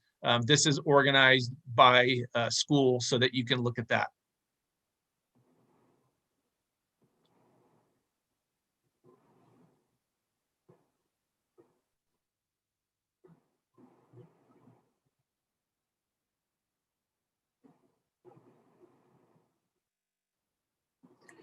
Thank you, Stan. And that's exciting about the enrollment. And it just shows that when we're getting information out and we're making things as easy as possible for our families, it's good to hear the numbers that our families are taking advantage of this online process, while we still have an option for those who want the more traditional process. So appreciate the updates from everyone. Please know that we're going to have another return to school update on January 28th at our next board meeting. By that time, we will have been able to review the new guidelines that were released this afternoon and give you an update on how that may impact what our plans were, or our plans will be, that we just shared. And I know that by working together, we're going to continue to make the progress. We're going to provide learning opportunities and learning models that meet the unique needs of all of our WUSD students. But we have to focus, and we never want to get lax or think that it doesn't matter, because safety first, it always matters. And so no matter what we do, we want to make sure that people wear a mask, that we all wash our hands, and that we all practice social distancing. So if we do our part, then we can get together to a place where that case rate goes down, and we can bring those cohorts and phase everyone back in together and safely. So that's our return to school update, and welcome now any questions you might have. I believe there's a Thank you, public Superintendent. We do have a public comment. So Tiffany McFadden, are you there? Tiffany McFadden, your microphone has been turned on and you may begin. Okay, can you hear me? Yes, we can hear you. Yes. So I do apologize. Normally I try to do a better job of trying to organize my thoughts and preparing my comments ahead of time, but the presentation wasn't on the agenda. So I did have a couple questions. I was wondering, so we talked about the February opening as far as the governor and the offering of the money for the districts and things, which I think is something that our district really needs those funds. I think every district does. What happens if we are unable to open because of the guidelines that are also put forth by the state? Because based on the guidelines we have right now, where we're looking at over 59 cases per 100,000, and we need to be below 25 cases, I'm not sure it's realistic for us to be able to meet that February goal as much as we want to. Be able to do that. So I just wondered how that impacted the funding that the district would receive. I was also wondering if there had been any discussion about maybe using para-eds in the learning centers to help assist, because I know that there are campus monitors in there now to help make sure, you know, kids are where they're supposed to be and on task. But I also know that they aren't there to actually help with the schoolwork piece, and that's something the para-eds would be able to do. I also noticed during Stan's presentation where he was talking about survey results, and he mentioned to Co-President Wong that duplicates were removed. That's concerning to me because I have two students. I have a 9th grader and a 12th grader. I responded twice because my students had different choices. One of them does not want to return to a hybrid model. One of them is willing to.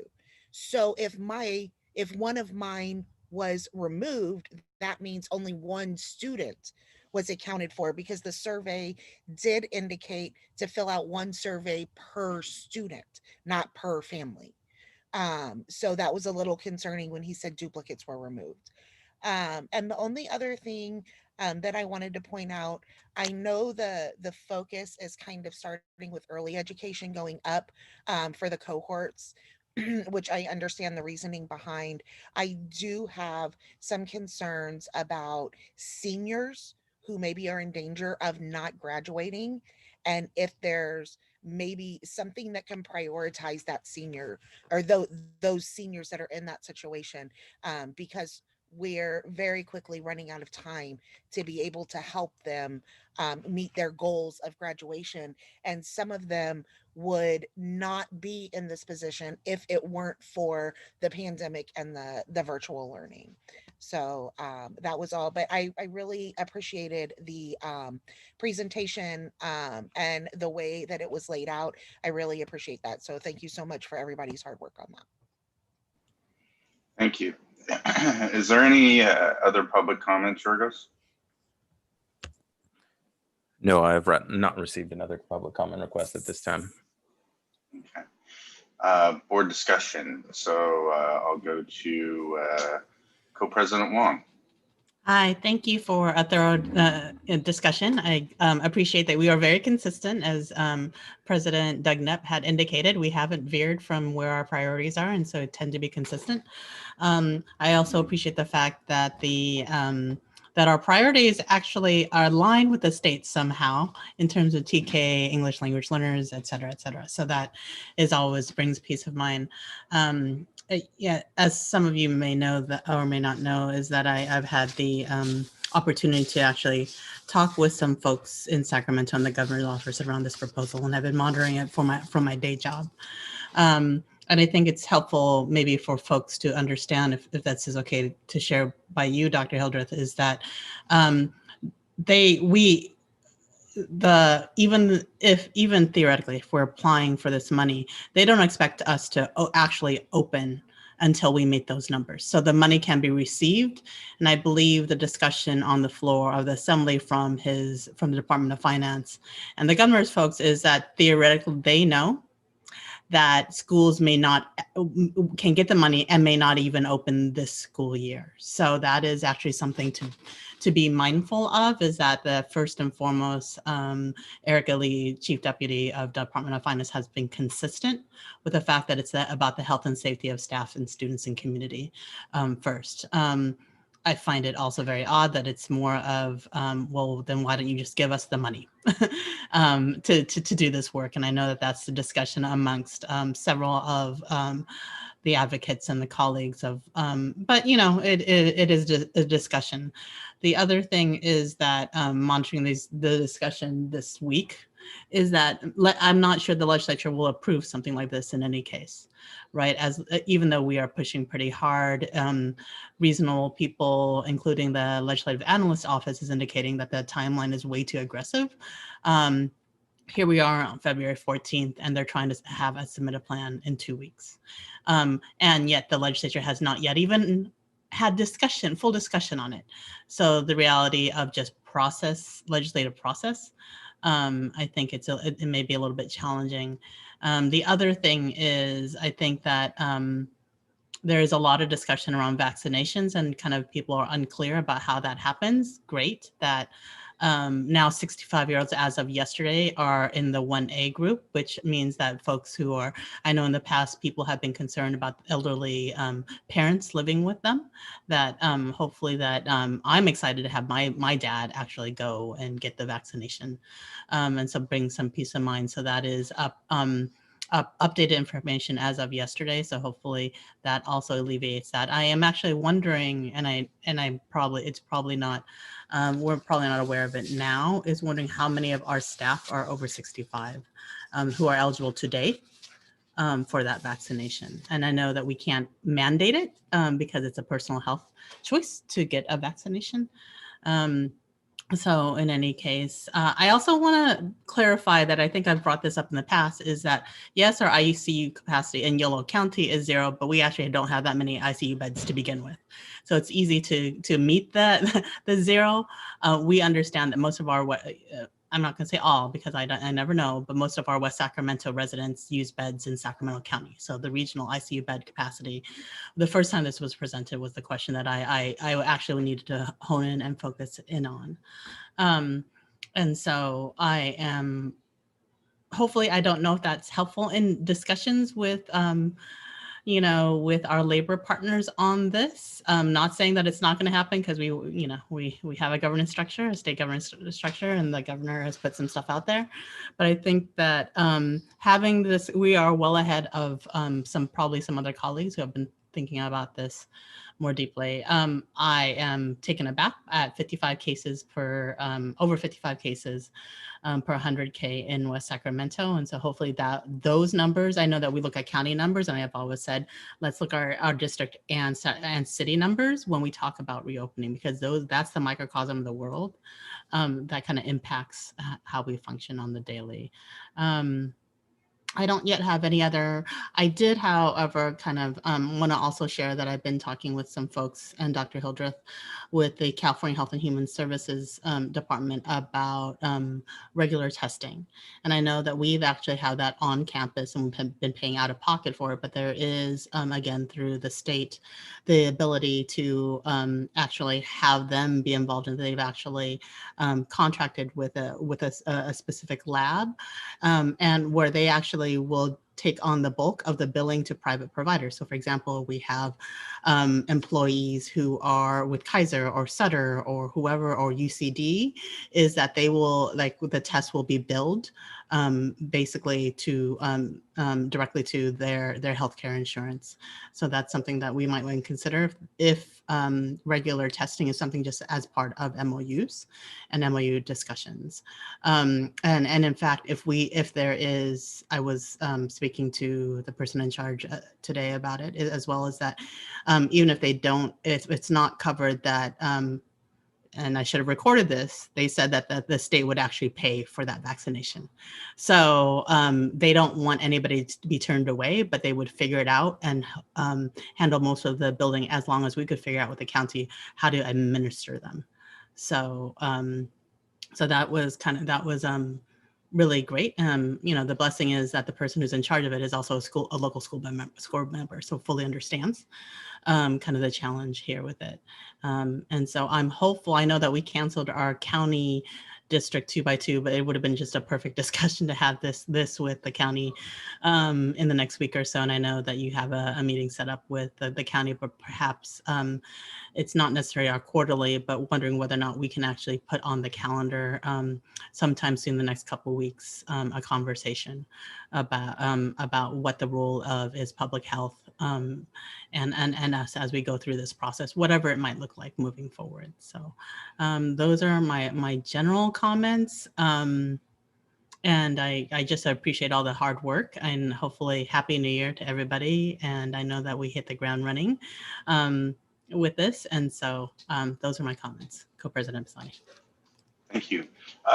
Just to piggyback on what you had mentioned about the legislature, I was watching the Senate hearing this afternoon regarding the funding and getting it done by the applications in by I think it was the 14th of, or is it the 14th or the 1st of February? It's like 14 days, right?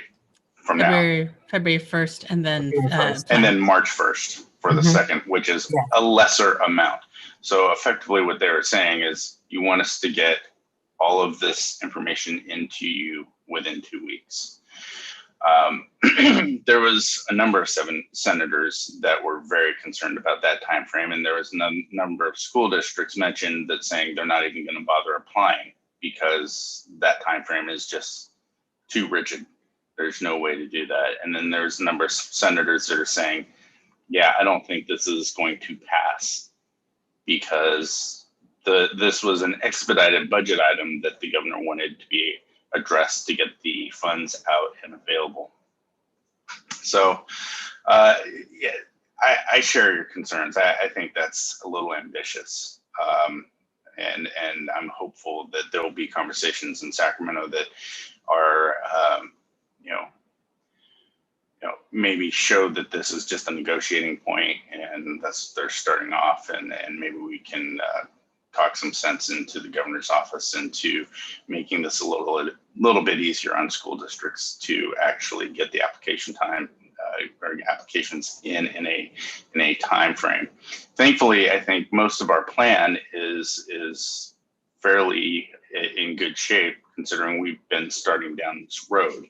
So anyway, I'm going to stop talking. I know there's others that want to talk. So trust.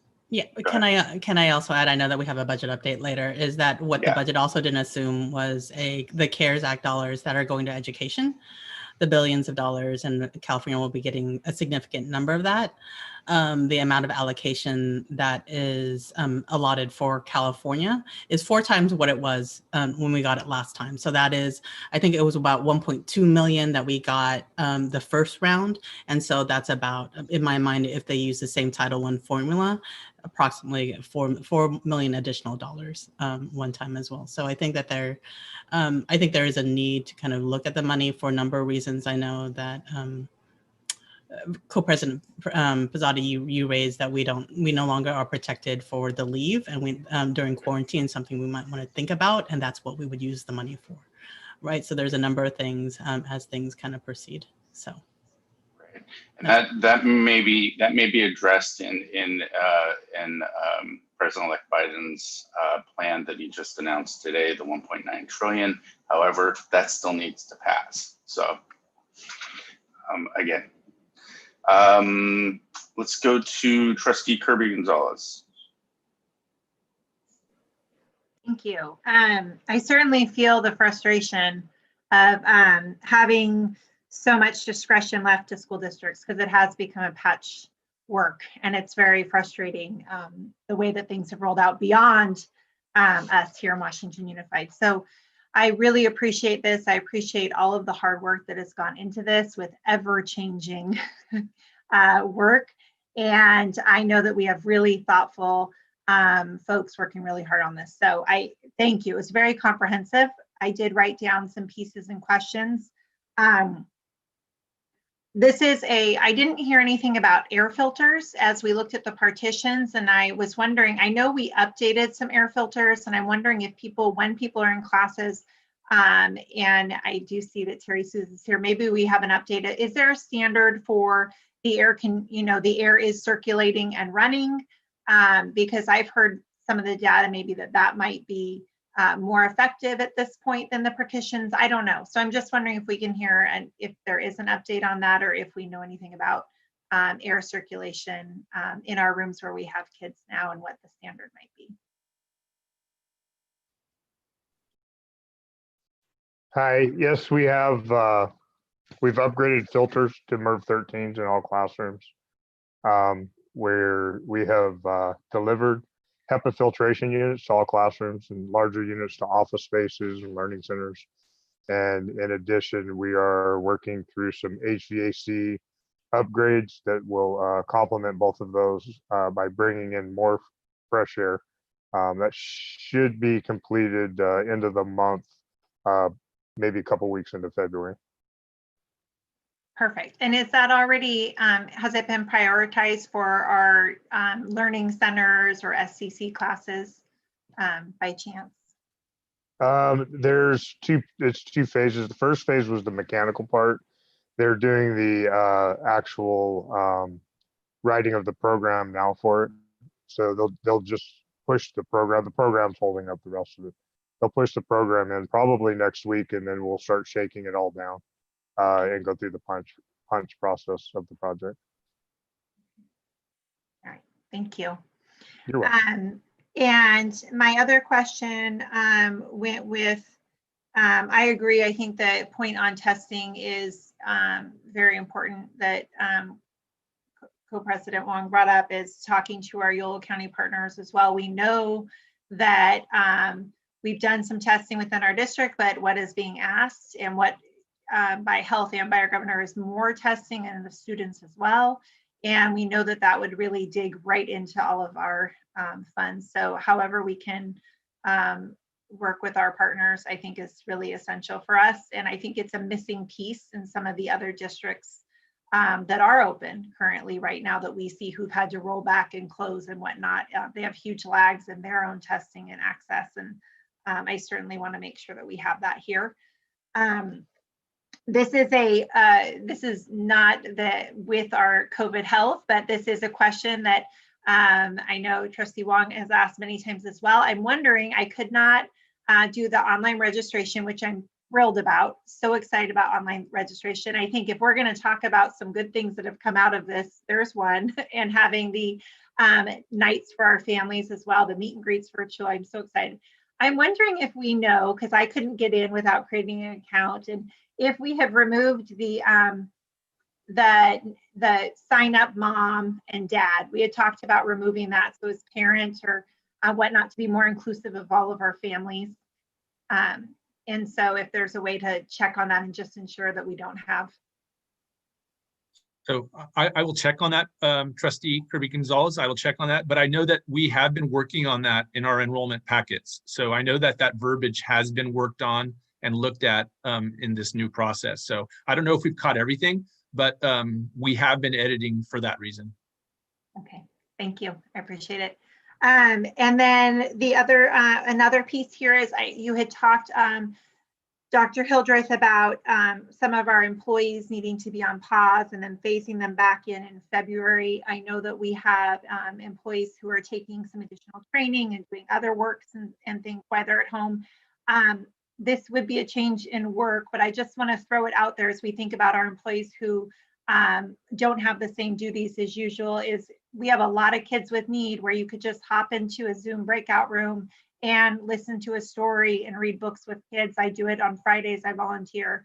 And if there's a way that we can utilize some of our staff who are not currently at a site and maybe have some extra hours to give, working with a child and reading, I know our teachers are working hard to meet all of them, but it's very hard to listen individually to everyone. So I would throw that out. And with that goes a plea to all of our volunteers, anybody listening right now.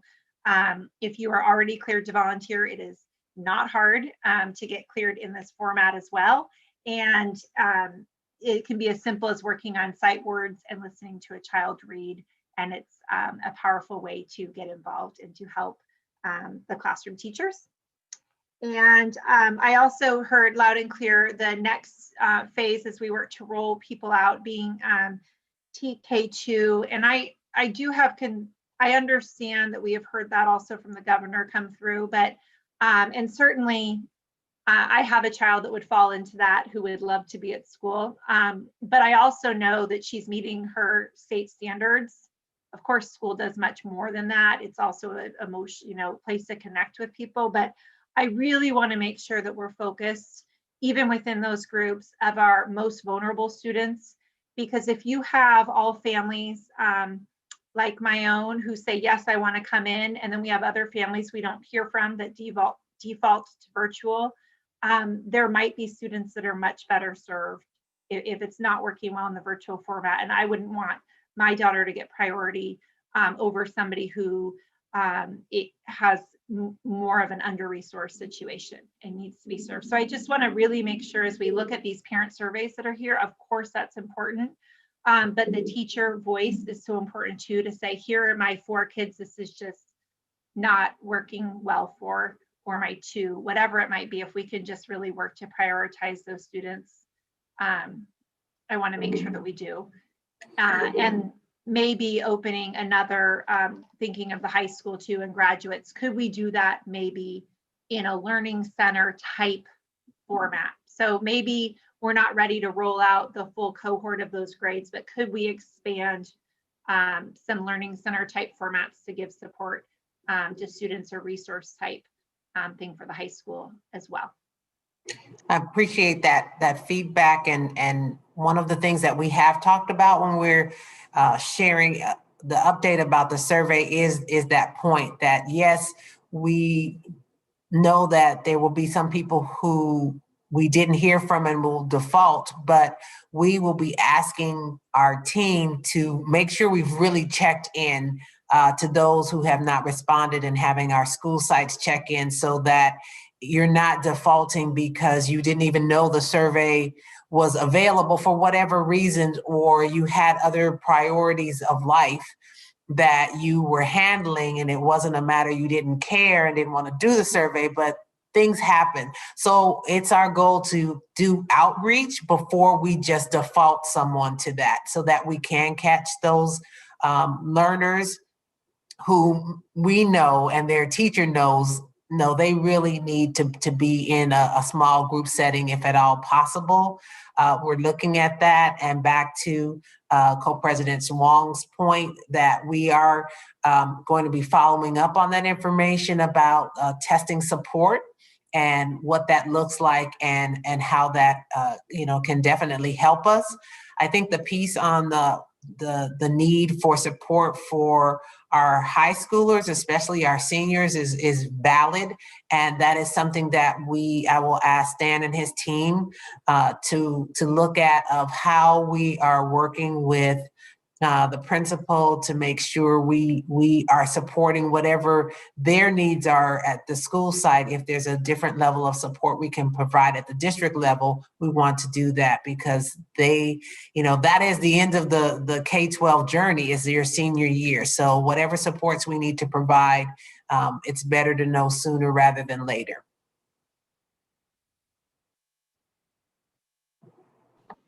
Okay, Clerk Venegas.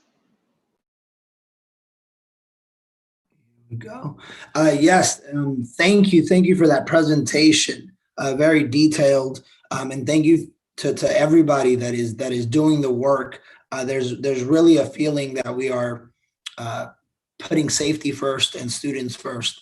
So it makes me grateful to know that we have a full team behind that mission.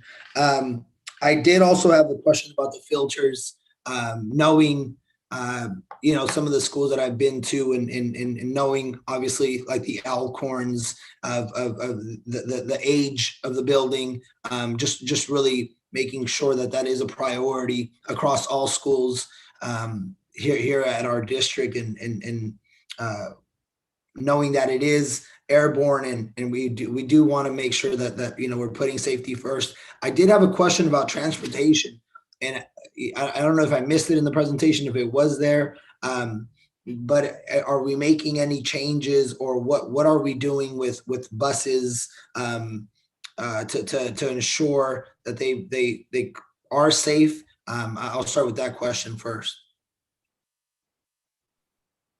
Would you like me to answer this, Dr. Hilder? Okay. So our buses, we've come up with a few plans. One is we've done a color and symbol coordinating of the seats. So if it's yellow and banana, all the kids sit in the banana seats so that there's social distance. There's a loading procedure.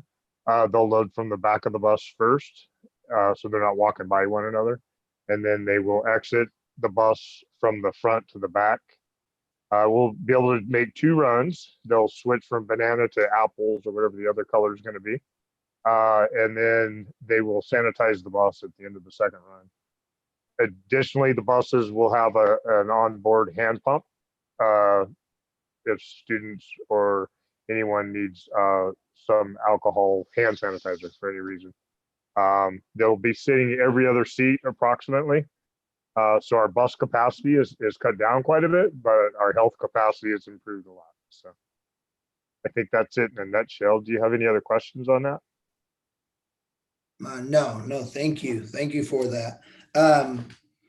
I did want to, to Trustee Kirby Gonzalez point, I know there's going to be question around the K through second. I think that's going to be something that we're going to be hearing from our community and from our parents.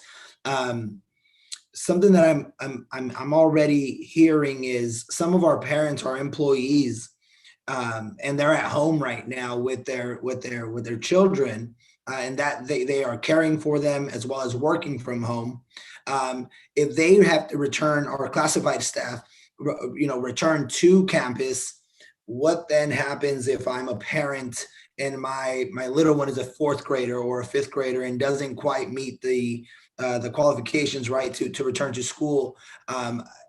Do we have some ideas to potentially support our employees? Do they have some sort of priority to decide, or whether or not they need some support there? Obviously, I know our frontline staff is doing a lot of the work. Our educators are working extremely hard. How are we supporting our staff in that return? If we have any ideas as of now, I'd like to ask if we've thought about that, or if we have any leeway on that.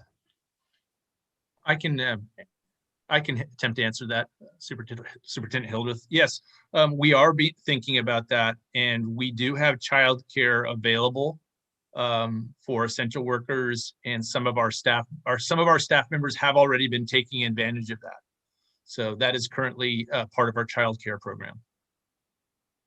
Okay. Thank you. That's awesome. That's awesome to hear. And just some ideas again.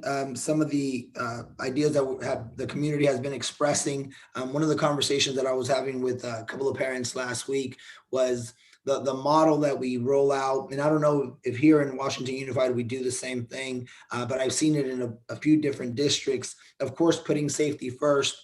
How deciding how students return, going off of the model similar to summer school, when students, thinking of this more of the student success more so than anything else, is more of an intervention return, meaning the students that are falling behind, the learning lost time, making sure that gap isn't widening with our students in need of those interventions. Seeing our schools more so of looking at prioritizing those students, and making it very clear to our community, obviously, and through transparency and communication, that we want all students to succeed, and looking at it through the lens of equity is giving what is needed in order to see every child and every student succeed. Are we deciding, or is there any other option besides K through second, or is that definitive as of right now that's what has to happen in order to roll this plan out? Right now, we are looking to start, that is the first cohort, starting with the youngest learners. And part of that is because that's the foundation, your foundational level of learning how to read and write, and all of those things you need to know at those primary grades. And that is really a big challenge to engage with kindergartners on Zoom consistently has been a great challenge. And so that's why we're targeting our youngest learners first. But it is also going to be in that lens of equity, as you said. We have to look at our data, and that's really going to help guide our decisions. Where are we seeing that need by student engagement levels, or it could be attendance, and it's not just test scores, it's info from our teachers, will help us decide round one of students coming back. So yes, we are definitely going to be prioritizing based on the impact and the neediest students coming first until we get to everyone. I appreciate that. And again, I thank everybody who is putting forth the effort, and parents who are sharing their thoughts. I can say that from speaking to our community in the last 2-3 weeks, they're feeling very optimistic about this group. They're really happy with the board and Superintendent Hildreth. They're really looking to better days, and I'm feeling the trust is there and the willingness is there. Overall, we are looking to see every student succeed, and I appreciate the community as well as the work of every single staff member that is taking the steps to see better days. President Wong. Hi, thanks. I actually, we talk about learning loss a lot, and I think that just, I I worry about our students' mental health and well-being.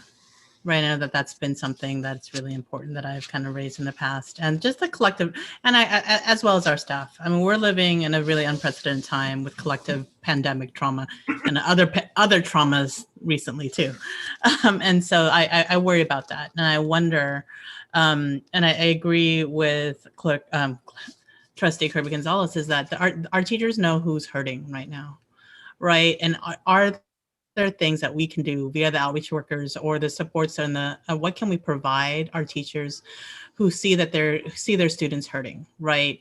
In terms of just the well-being aspect, right? If you know that there are students who are only going to school 30% of the time, or, even before we went on break, the teacher saying, I haven't, kids aren't turning on their cameras. I don't even know they're there, or they're checking in and they're leaving. Teachers know that their students are in need, and wondering whether or not we can kind of think together with Dr. Phillips about a comprehensive plan of just kind of in the now of addressing that need, re-engaging. I mean, I shared an NPR article that since March, we believe nationally 3 million kids have dropped out at different ages. That's tragic to me, right? So this idea of learning loss is like, can we just get them engaged? I know that, the parents on this board, I struggle with my own kids. I'm not a teacher. I'm sitting here staring and they're bright. They're having a hard time really authentically engaging. And at some point, I think at the last, board meeting, I was like, okay, at some level, there's just something bigger happening than just learning loss that I would like us to consider kind of investing in and having that comprehensive conversation around. So that's wondering if we can kind of, and again, we're going to do budget development in the next couple of months. But that for me, in addition to learning loss, is about the social emotional kind of engagement, reentry into community is a top priority for me. Yes, and we will definitely talk about that as we discuss the budget, and that's where it's going to be those hard conversations and those decisions about what do our students need and how we're going to support them. I know Dr. Phillips and his team did a presentation in November about the outreach and the support that's happening, and there were comments from the board at that time about even more support being needed. So it is a discussion that we're going to have in the future, and it also will be in alignment as when we hear more about the governor's budget and the processes, some extended school years, or how are we having more opportunities or options in those summer months to be that bridge for providing intervention, for providing some additional counseling support. I mean, I would like us to just think out the box for kids who need to come back. How can we make that a different experience than what they have now? So that it really is about learning loss, learning interest, using that time and hopefully the dollars to support what we all are seeing, whether it be the teacher in the classroom or the administrator or the parent. We know there's a need, and it's just going to be hearing how can we best fill that need with the funds that we are going to be provided. Yeah, and specifically, I'm talking about our mental health service dollars that we at the time, President Jackson and I had raised that they are being underutilized right now. We have a lot of just services and providers who want to provide the services, and engaging our providers, our provider network, saying, hey, you're telling us that it's being underutilized. How do we work together, maybe on our campuses in small cohorts, to do some of this work? Right, that bringing them back on campus. So it's not our teachers, it's our providers, but maybe there's something there to get some sort of normalcy, some kind of regular engagement around that because again, that was, service providers had told me that we're underutilizing that. Right, and so that's something, just as you think, Dr. Hildreth, thinking outside the box. The other thing is actually, I forgot, I wanted to actually just applaud our staff on getting out new computers to third. That was a humongous task in the middle of a school day to exchange computer. I know while students were using them. So that was a huge monumental kind of feat. And so I just want to just really thank all of our staff. And that's, I saw that is a place where we actually, you know, we had paras, we had everybody kind of working together to give out the computers. Also acknowledging that we're not trying to force computers down somebody's throat, right? Like, it's like, we get it, but I know. But you know, we have, it's just wanting to have, wanting to just prioritize the access to parents. And if you're not utilizing them, you're not utilizing them, but they're there for you. We made that commitment. And our tech support is actually for our WSC computers, right? So our primary focus is that. That's where our resources are, because I know that people were a little bit concerned, and I share this too, and my husband won't like that. I also live with one of them who's like, what do you mean, Jackie? We just bought a computer. I'm like, well, like, this is one-to-one, and we'll get there. But just wanting to know that we are well-intentioned. We're not trying to do anything malicious, and just really want to thank our WSC staff for getting that done, because this was actually something we wanted to get done even prior to COVID, right? That we knew that this is a life skill and a tool that our students needed to be successful in life. So just wanted to kind of make that little note. I'm going to piggyback. Thank you for that, Jackie. I'm going to piggyback a little bit on what Trustee or Co-President Wong was mentioning about mental health and social emotional learning and having providers. My background is in providing services to multiple school districts across California. So I have been having a lot of these conversations of thinking outside the box and being able to have providers on campuses to do small cohorts and provide that sense of togetherness, that feed that social emotional learning component, that students, that culture, the school spirit component of wanting to be a part of something and belonging to something special. So as I continue to have those conversations, know that I will 100% continue to share ideas that other school districts are speaking about. I am getting the notion that we are going to see that different school districts are going to at some point take action on you know, nobody wants to make the wrong decision, right, when it comes to the safety of our students and our community. But not making a decision sometimes and extending it, we are seeing those numbers when it comes to mental health and the emotional well-being of our families continue to rise. So I am seeing and I am getting that from other school districts across California attempting to move in some sort of direction. But like I said, our community, I feel from what I'm hearing is listening, and they are seeing, especially with like the presentation of today, being able to see the plan, being able to see what a school looks like, being able to have a visual to the talk, right, that we've had for so long. So thank you for the presentation. Pictures, visuals of the comeback, I think are going to be important, so that there's that sense of belief of moving and I think everybody wants to feel progress. And I think, you know, it is difficult, but I think that together we can find ways to not necessarily look at this as how do we come back to school, but how do we move forward with ensuring now we know certain students, even more so to the depth that they don't have the support around them. So it's now a lesson almost of how as schools do we operate to ensure that we're wrapping around our students, whether it be through more mentorship or whether it be through more engaging activities around social emotional learning and mental health, and paired up with their education, holistically educating the child. I think that it's also an opportunity to see all of that. So as I continue to hear and listen in on conversations that I'm being asked to provide services in different ways, I most definitely will be sharing that with you all as well as with the community, just to kind of get the wheels rolling in what I'm hearing outside of Washington Unified. Thank you, Clerk Venegas. You know, I too have been really concerned about the learning loss and kind of been harping about it since March. So I was, needless to say, I was like thrilled to see in the budget, the governor's budget proposal, such a hefty chunk for extended learning time and after school programs and you know, intervention opportunities to address that issue.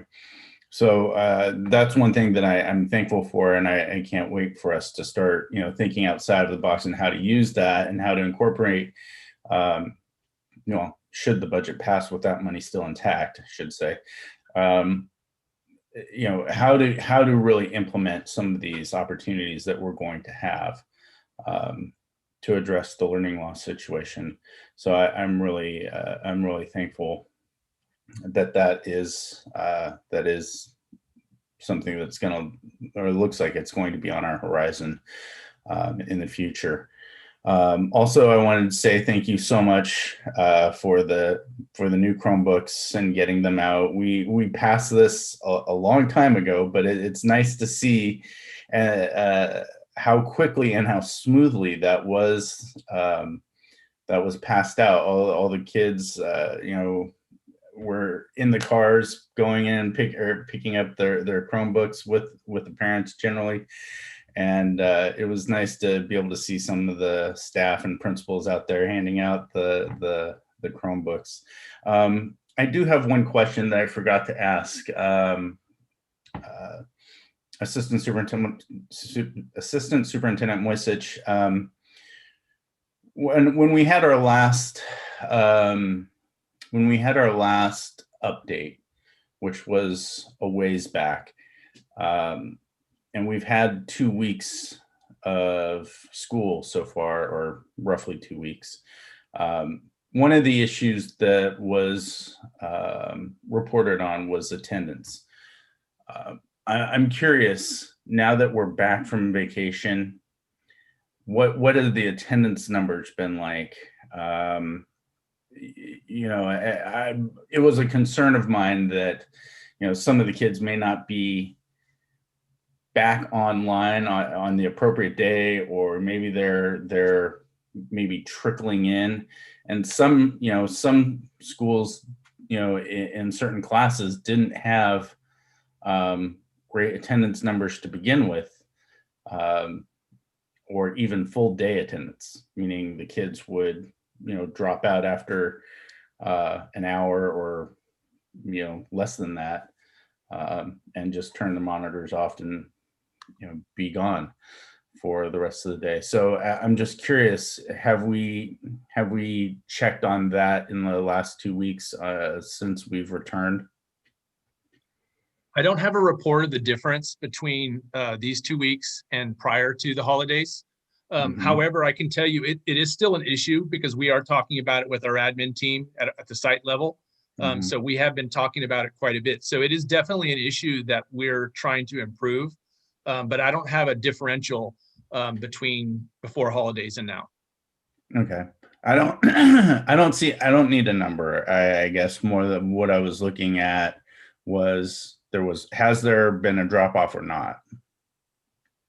More of a, yeah, we've seen a little bit of a drop off since, you know, returning from vacation, or no, it's been pretty much the same. Yeah, I don't have, as I said, I don't have a differential for you, but I can tell you that it is still an issue that we do need to address. Okay, well, thank you, and I look forward to seeing that hopefully at the next. You got it. Thanks. Okay, everybody said their 2 cents. All right, we'll move on to N2. The discussion of a provisional appointment process and timeline for school board member vacancy area 1. Dr. Hildreth. Yes, just wanted to share more of an update about what's to come and where we are in that process. The applications, as everyone knows, has been posted since December, and those applications are due by tomorrow, Friday, January 15th at noon. So it's still open and available. And once we know at 12:01, starting at 12:01 tomorrow, then we will begin to, I'll be working with the subcommittee, Trustee Kirby Gonzalez and Clerk Venegas. We'll be looking to make sure that all the applicants meet the required qualifications. And then the week of January 18th, or next week after the holiday, we will notify the candidates who meet the criteria that they will be invited to interview on January 28th. And then we're looking to have the window of time for the interviews on the 28th, giving each candidate approximately 15 to 20 minutes. And the questions and the details of how the interview will take place will be discussed at that board meeting on the 28th. All right, thank you. Any questions? I am wondering, so are the Go ahead. interviews, so just for clarification on process, and maybe this is something Clerk Venegas or Trustee Kirby Gonzalez can answer, is that are we holding these outside the interviews? So I'm wondering whether or not we should hold down some dates now while we're all here to talk about, or I mean, I suppose we can do that at another time, but given that we don't have a whole lot of time before actually moving forward a name, I'm wondering if we should hold some times and dates for those interviews. So I think I'm understanding what you're asking. This is done during our regular scheduled board meeting during open session. Yeah. Right. So are you asking to do a special board meeting to go over specifics of what this will look like? No, the question then becomes, because of the timeline that we have to meet, which is our next board meeting is January 28th, our regularly scheduled board meeting. Yeah. I'm wondering whether or not we should actually schedule a special board meeting for the interviews so that we can actually be prepared to move forward a name on January 28th, our regularly scheduled board meeting. That is the board meeting before the due date.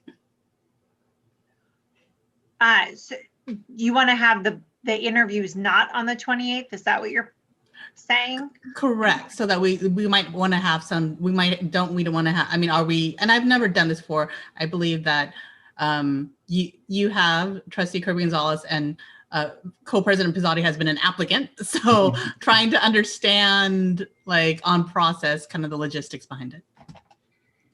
So, yeah, the interviews went on with my appointment during the middle. There was no prep. There was no meeting in between. There was just, you filled out the application and then there was a list of questions that each trustee asked at the board meeting. And then with the rest of business too? Yeah. And then discussion and decision all in this one fell swoop. So there was no like time to go back and come back and discuss, like literally right in the middle of just interesting. Yep. I think it would probably be better to have a lighter board meeting that day and maybe push things that can be pushed, but that's, I suppose that on process, that's why I'm wondering whether or not we can do a special board meeting to have a lighter board meeting, because we just don't know, you know, being between budget and everything else on the 28th. So that's why I think that's what I'm putting out there. I do agree with you that it needs to be a light board meeting because this needs to be the priority. We don't know how many people, we don't know how many applicants there are until tomorrow afternoon, which also makes a difference with this. We went with the board vacancy packet. It was sent a while ago on process. My understanding was it needed to be done in a regular scheduled board meeting. There's two decisions that if you really want to go quick, Co-President Wong, is you could even make the determination and swear the person in to vote on any agenda items. Our recommendation was that we would decide on the appointment and then they would be sworn in the next board meeting on process. But that is open for discussion to do that as well. But it is a quick process. You will be able to see the applicant packet that they are filling out that is due tomorrow. You will see that ahead of time. So you can go through all of that. Yeah. But the questions will be decided on, will be asked that evening. They are not seeing them. They are at this point all confidential. So people have, I know, reached out who are considering applying, but certainly we do not share any of those questions. But we have 7 possible questions. You could remove one of those. We could decide to, depending on how many people there are, add or change. We can certainly talk about that now or make a special board meeting. The issue would be that this is so not typical because you usually don't disclose all of the questions, and this is a strange virtual world. Yeah, no, yeah, that's not, I guess that's quite a clarification. Maybe I misunderstood, is that we could do interviews and open sessions, whatever. We'll schedule it, say, for theoretically next Thursday, right, the 21st, and we'll put up an agenda on Monday. For just to hold as interviews. I understand that the appointment has to happen in an open, regularly scheduled board meeting, but I'm not sure if the interviews have to happen in a regularly scheduled board meeting.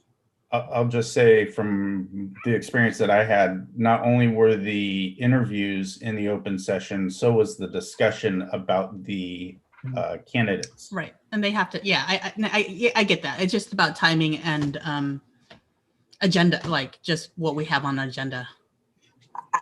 My understanding is it does need to all take place at the meeting on the 28th. There was mention of a special meeting that could be called, but I would have to check and see what the criteria or guidelines in terms of if the decision is to have the discussion, everything happen on the 28th, we would be looking at making sure the agenda items would be those that are really necessary for any type of action on the 28th, so that could leave time to focus on the important decision that the board needs to make. Yeah, I mean, I know we love long board meetings, but yeah, if we could just ask legal about kind of, it's just a question. And I know that it just, just to valid, just for my own edification, just asking our attorney, like, hey, like this is a question, can an interview happen and the appointment happen later? It could be very well be no, but if there's a memo, just so that I have clear understanding of the law that guides this, that would be helpful for me. And that can be shared in the email. I don't need to hear it now because I know our attorney's not here. But if that is the case, so as Co-President Pizzotti and I put together the agenda, we will be mindful of that. So we will just be mindful of that. And we can also do a special board meeting to discuss budget. We could also make that determination with the sun. That might be a better idea. Following. So if you start to see a heavy meeting, we did let them know that this would be the board meeting to expect the 28th, I think is on some of the documentation. But so as we get the answer back from legal, it might be that we move one of our items and do a special meeting with that person. Maybe we do a swearing in with them and then do the budget review. Yeah, yeah. Co-President Pizzotti and I will decide on that. We'll figure that out. I mean, I just would love to understand kind of a memo of sorts, like because I wasn't sure. I may have missed kind of the legal parameters around appointments and interviews, because those are distinctly different things to me. But yeah, and to the decision in my case, the decision was made on one night, and I wasn't sworn in until the next meeting, which was nearly a month away. So I was sworn in, or I was appointed on like November 15th, but I wasn't sworn in until the reorg meeting. So, okay. Yeah, we'll as soon as I get clarity on kind of parameters, it's a discussion, and as we are drafting agendas, we'll have that discussion. Okay. Also, I think what's important to share, if we do not have a special board meeting between now and then, so as you two draft the agenda, what to be thinking about, since because of the Brown Act week, this is our time to talk, is I in the past, and we do have a document that can be shared with you both. It's all non-binding, but there has been a ranking. As you listen, each trustee does rank, which all of our community, first of all, is fantastic. And so it's always a hard thing to do. But there would be a ranking, and then the procedure, it would legal wrote it up. It can be shared with you both to think through what you want that process to look like. And then you may or may not need to go to a second round of that. Again, it's non-binding, but it's to help guide the discussion. We discuss also the possibility, I did watch a former city council meeting and when they did this, and they did a informal straw poll where they just said, put down not a rank, but put down your top 2. And then those were all shared. In this setting, you do want it to be authentic so that it's not, I share mine, you share yours, you share, where if there's a way on process, we can, I don't know if we can chat directly. It looks like we can to communications privately on here. We all share ours, and then they're shared at once. We don't share it on process so that they're all submitted.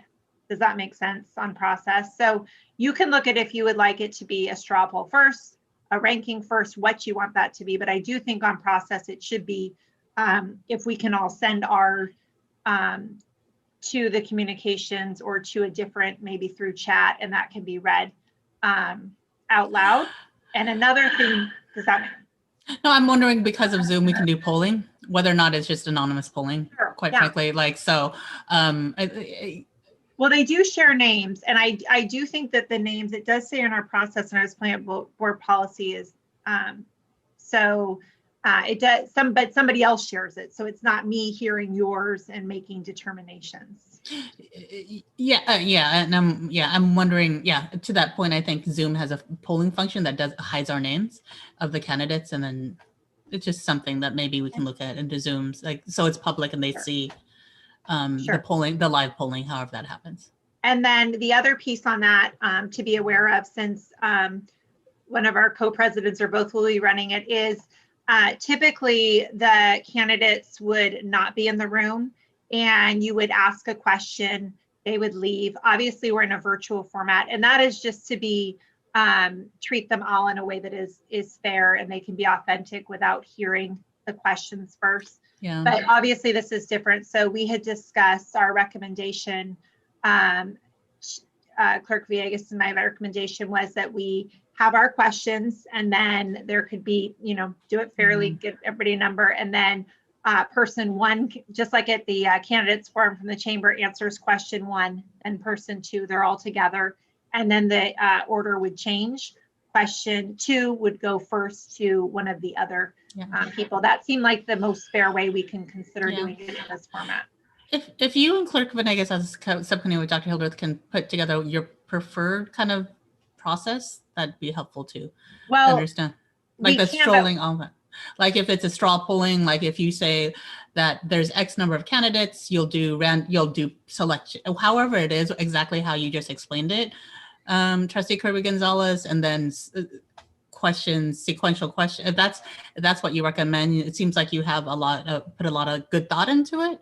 Would really love to kind of see that on paper, what that actually might look like, right? So okay, well, this is our only time that we can discuss. We couldn't do that earlier, right. So yeah, no, I mean, I'm saying I trust you all, so if you want to actually also direct a process for us to kind of see, I'm open to that. I'm okay with the subcommittee deciding that. Yeah, so I was just going to say that I believe I was actually in the room when the questions were asked last time. So everybody got to see which questions were being asked. Supposed to be. Yeah. Well, with Zoom, I think you can go on YouTube. I mean, you can go on YouTube now, and I mean, it's at this point, it does like it's right. So I think that's why I trust you, Trustee Kirby Gonzalez, is that now we know that the questions, whether or not like even you pinky promise, you're going to watch YouTube and see them. So if there's a way that you guys look through the questions and there's a sequence that makes sense, and you know what I mean? Okay. Might be, or I suppose we could all have them all on board in just like a group interview. That's another, like to your point, to a candidate forum, which is different from, it sounds like what, Co-President Pizzotti, which would be totally different. So again, I trust you. That might make the most sense to be fair. Yeah, it might be the most fair. Yeah. Yeah, I think it may also depend on like how many applications we get, right? Like if we have 15 applications, then we may have to find a way to do this in a different fashion, where it doesn't eat up the entire night. So, but if there's only 5, then it's a different story. So I think these are things that we have to consider. Yeah, I do trust the subcommittee on like whether or not it's a traditional how Co-President Pizzotti went through it or the candidate forum. The candidate forum makes sense to me, but if you all talk and say, well, that's not going to work, it's just Zoom just makes everything more challenging, right? So. Yeah. Well, sorry, I'm just reading through our policy here. And each time, and each candidate is timed as well. So the responses are, timed. So we will have to have a timekeeper, going through the process as we also ask the questions. Yeah. Yeah. And then that can be determined that day. And of course, you two will know the agenda. So you'll know how many names are there as you look through this. So you may see 2 names, you may see 15 names. And so that will also determine as you craft the agenda. And last time, just to throw this out there too, is there were many, I think there was 15 names, something like that. But some people, once it was published, because it will be published with everyone's name for the public to see, some people decided to then self-select out. And they said, I would not like to, I would no longer like to apply. So our number did dwindle down by that evening. So just to share that process as well. Yeah, there was 9. Yeah, there was 9 the night of when I showed up. So. Yeah. All right, we'll do that. Done. We'll do it tomorrow. Thank you. Thank you for that work. I know it's thank you. Definitely challenging in a Zoom environment. Right. All right, board and superintendent comments. I mean, alternatively, we could socially distance there's an alternative to this too. Well, if the board, now that we're out of stay-at-home order. Now that we're out of stay-at-home. Yeah, correct. Yeah, now that we're out of stay-at-home, then now if the board is comfortable and Dr. Hildreth is comfortable, that's, again, I trust the subcommittee on whatever makes the most sense, that we do have an in-person option, right? It would be helpful though to have some direction if that's what we want to do. I mean, if that's what you're feeling heavy on, it would be good to hash that out a little bit right now. I know I appreciate the trust, but that way we know, unless we have a special board meeting, we're not going to talk again. Certainly though, you could see through legal the write-up of this process. And then if you feel the need to call a special board meeting based on that, you could. Yeah. So we could do that. I think that's right. So if it's allowed to have interviews and it's lighter, like in person is preferred, but if it's a regular, it has to stick on the 28th or whatnot, then we'll cross that road when we get there. But it's because I don't want. I suppose we've been in City Hall past midnight before. So I don't know. I mean, it's yeah, we have. So okay. I mean, I don't have a preference per se. I just know what I was appointed with in that system, and so and that was in person. So it's a different scenario. So I can't really say I have a preference. Yeah. Yeah. I mean, it's for example, when we were blessed to discover Dr. Hildreth, the in-person made a difference, right? Yeah. You just need to see somebody in person to know something, So, but we'll cross that road when we get there. So maybe we'll have an in-person meeting either on the 28th or before. So we actually have a public comment on that. I didn't mean to cut you off, President that's fine. But nope, we need to get that public comment. Yorgos, who was the public comment? Tiffany McFadden, your microphone is turned on and you may begin. Thank you, Yorgos. It's kind of funny. Jackie just kind of brought up what I was going to mention.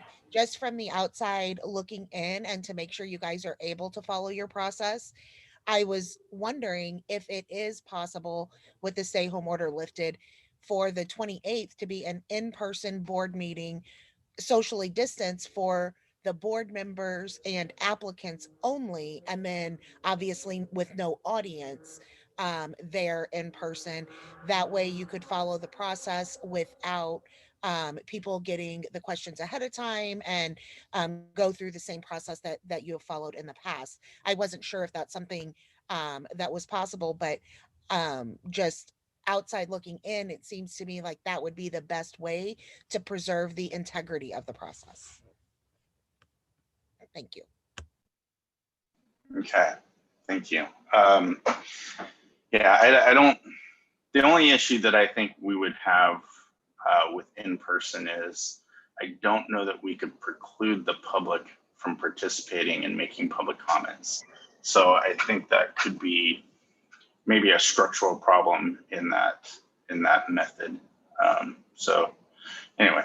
I will share that I have watched a neighboring school district hold their meetings in person en masse, but then public comment, they stay on Zoom, and public comment is done that way. So we'll ask our legal counsel about that possibility, as well as the staff facility capability. I do know for City Hall, we may not be able to use, and that we've had to get our own, we have to pay a cost to have somebody come and record the meeting. If that's a possibility, we'll have to look into that too, if it was done at the school district office. So we will look into those. All right, we have, sorry, go ahead. At the forum, at the candidates forum at the chamber, it was in person, no audience, and it was recorded and televised in order for people to be able to do public commenting. So if we did have that, they definitely, I believe they ran a really tight ship, and maybe reaching out to them and seeing, their input. I was there, so I can say, and I'm saying, Kobe, I think you were in the way they managed that in having people outside, and the way they facilitated it was really, it felt safe, it felt comfortable, and at the same time, it was, they definitely followed protocol. So I would definitely follow the same format and not attempt to reinvent it, and move forward. If we are doing an in-person, I think they did a phenomenal job that day. We have another public comment. Yorgos. Yes, our next request is from Maria Grijalva. Maria, your microphone is turned on. I was at that board meeting when Kobe got sworn in and interviewed, and so there was, the discussion was at that time. There was no discussion beforehand, and so I think that there's going to be ample time for you guys to do that. And so I actually welcome that, and so it would be a nice idea if you guys could do it in person. And like Sarah had suggested, that some of us would be able to do public comment via Zoom. And that way you would be able to meet the candidates in person. But as I remember, there was no, all the discussion was at the time of the meeting. Thank you for the opportunity to speak. Thank you. Yeah, okay. Are we done, or do we have any more conversation about this? Or does the subcommittee need any more direction? I mean, I kind of put it on the. I think logistically doing it in person might be difficult. Just a matter of how we get it televised, and so public comments can be made. That would be my only concern logistically. I think legally it doesn't have to be on video per se. It's what we prefer to do, but they can call in. Like, you can actually do public comment on the phone from just the bare bones, right. legal access. But now we have Brian Briggs with all his fancy tools. So who knows what's possible here at Washington Unified now. Mr. Briggs. He's silent. I see. Okay. Okay. So, anything else? Are we good to move on? You want to give us any direction on questions? We didn't necessarily want to talk about specifics, and now we can do that before the meeting. But if there's something really pressing that you're feeling that you want to give us direction on with that, you can certainly let us know as we craft this for. Mr. Briggs says he's researching now what his capacity is. Excellent. I have a feeling you just want to use the microphone. We will all sound great. But after seeing if you have any input on that you want to give us before we go, that would be the only last thing for me that I would ask for. For me, it determines the number of candidates, and because it could get lengthy with the number of questions coming back. So it really is, what are we going to see at 12:01 tomorrow? And if it's like 2 candidates, okay. If it's, to your point, 15, that's a robust meeting. Yeah. So it really depends. Is my answer. Yeah, it really does. I think there's issues that are in our current times right now that are pressing, that I think we should probably focus on, especially funding aspects and maybe health aspects, as well as equity aspects. As we go forward. I'll ask this that will help us with direction. So if you had a list of the questions, there's one that says number 6, and then it says in parentheses, consider. And if you would like us to consider that, we will. Okay. And we can rewrite that. Yeah. Gotcha. Yeah, we all have a list of the questions already. So I think. I didn't want to talk specifically about no, that. But I made sure I talked with legal counsel, and I'm allowed to say this to you. Okay. So, if you would like us to craft that question, if your direction is with the consideration and run a proposal by you that we can tweak, of course, that night, then we can do that. Okay. Is that what you're asking for? Yes. Yeah. All right. Thank you. That's perfect direction. Yes. Okay. All right. Let's move on to board and superintendent comments. And we'll start with Dr. Hildreth.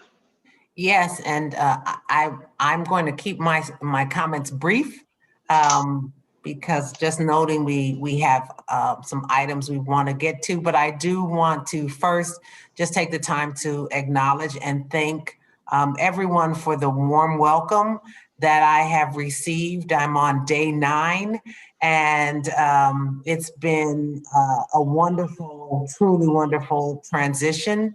You never know what to expect when you're coming into a new space for work and a new community, but everyone has been really welcoming, and that has made me more clear that I'm in the right place. I had a wonderful opportunity last week to, as I mentioned, go on the bus tour and with the executive cabinet and see and greet and social distancing, meet the principals and administrators and the classified clerical staff at our schools, working, preparing for Chromebook distribution, and just doing everything that needs to be done in a manner that's safe to do it. I have a special shout out for our food services staff because I'm coming from Southern California where the weather is a bit warmer. So as I'm going to the schools and, very cold, I'm seeing that our staff is outside ready to give meals. And that just speaks to the level of dedication of everyone in this district, that it really is a village and it's all of us who are supporting our students. So just want to acknowledge that that's what I've seen in these last 9 days. And I'm looking forward to giving an update about my plan of what I want to do within these first 90 days to get to know the district. I plan to have, of course, more meetings with the administrators, but I also would like to meet with the staff of each school and then the parents of each school, because each school community is unique and they have their strengths, they have their challenges. Everybody has needs, but everybody has wants as well. So really my goal is to get out, Zooming, and learning more about what makes Washington wonderful and what we need to do to make sure we continue to be wonderful and get the word out about what we do well.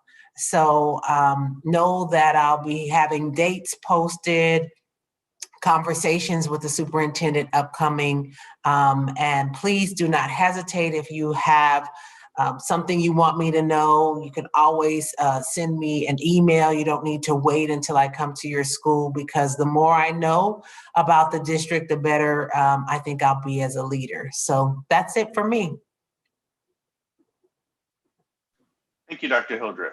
Let's go with Trustee Kirby Gonzalez.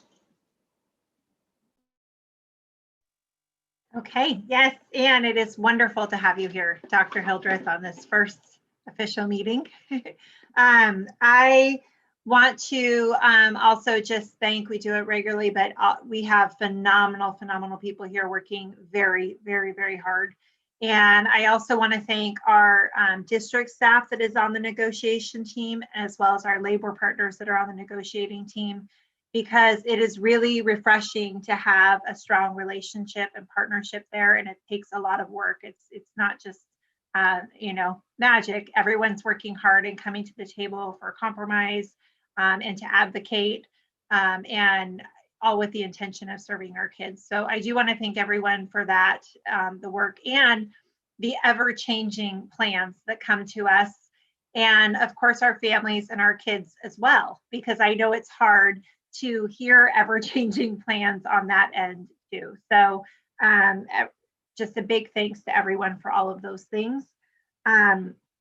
If you want to enjoy your weekend, you get to see River City High School productions from your couch if you want to. So just a shout out to them that they do have a performance that can stream live to your living room, that you can sign up for on the River City High School website. You can go that way. I think it's in a few other places as well, which is pretty fun and great to support our kids in this weird format, that's so new. So thanks to them for all of their hard work to get creative.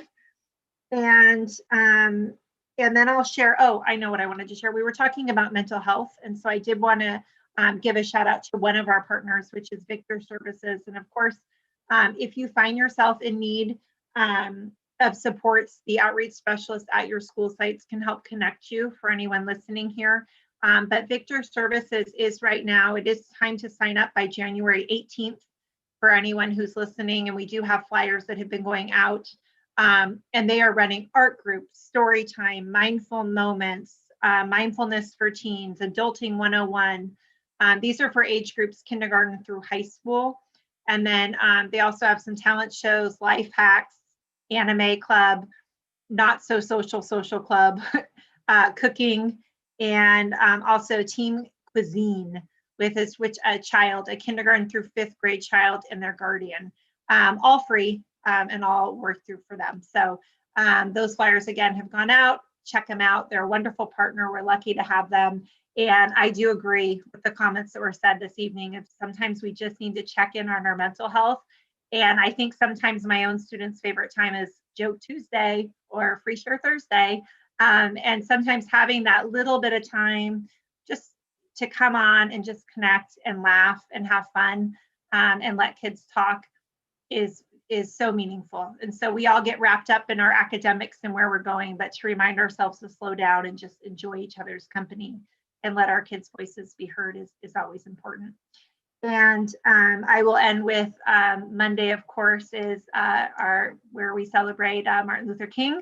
And it is a day off, but really a day on for service. So I encourage everyone to look at a way that they can serve on Monday. Your community, of course, things look a lot different right now with COVID, but if you want to make a donation, I know that our schools and outreach team is always happy to have one as well. So enjoy your day on Monday. All right, Clerk Venegas. Yes, I want to give a special shout out to every teacher who is doing everything they possibly can, even when the screens are black, or even when those students are not showing up, keeping the enthusiasm. Please take care of yourselves.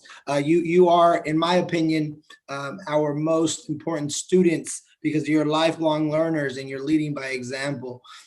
So continue to do the great work that you are doing, and remain grounded in your own way. I really appreciate every single teacher that is stepping in front of that screen and giving it their all. So thank you. Special shout out to Miss K, who every Friday meets and connects with their students, and she has them come over to the school, and she checks in with the parents. And she's doing an incredible job of going above and beyond. To our classified staff, special shout out to our classified staff, who I know continues to work to keep the enthusiasm up, the spirit up, and do everything that they can. And a special shout out as well to our parents, who are also district employees.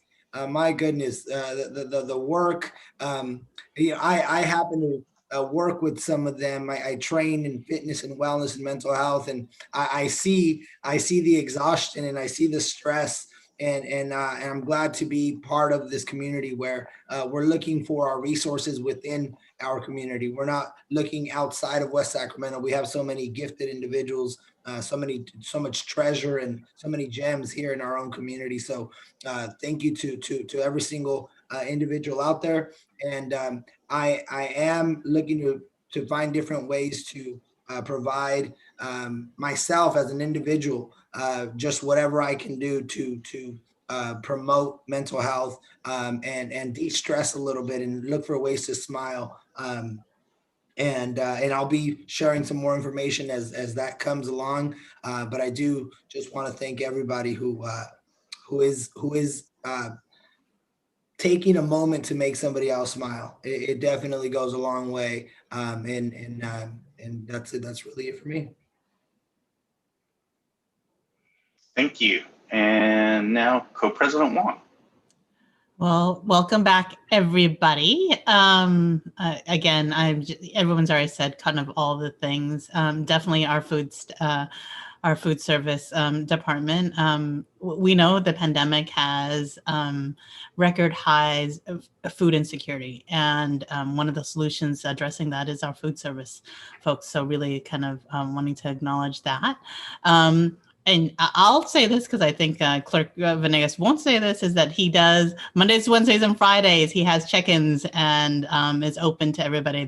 So check that out on a Twitter feed soon, or a Facebook post soon. So I think he has a lot of really positive energy, and I think we don't take enough time for ourselves to recenter. So really appreciate kind of what you bring to the board about us being centered and grounded and positive.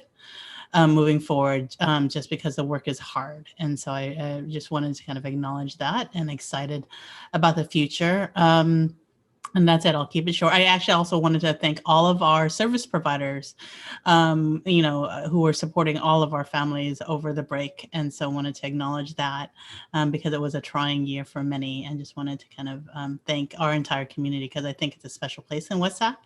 And I know that, I see, like, when you talk about smiles, it is our community that makes me smile when I see them every single day. So that's it. All right, thank you. And I just want to piggyback on what you said about the food service workers.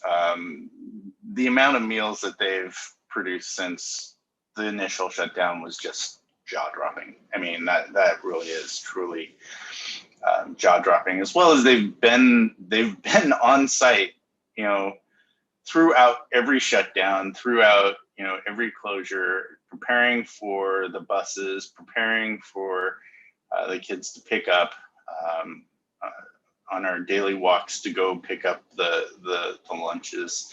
It's just a joy to see them out there, and they're always smiling, and that's, the best part about it. It's, the connectedness that we have to our school is to see, our food service workers out there smiling, masked up, gloved up, and, offering us, lunches. So it's truly a joy and a pleasure. And it's a reminder that life will get better soon. And,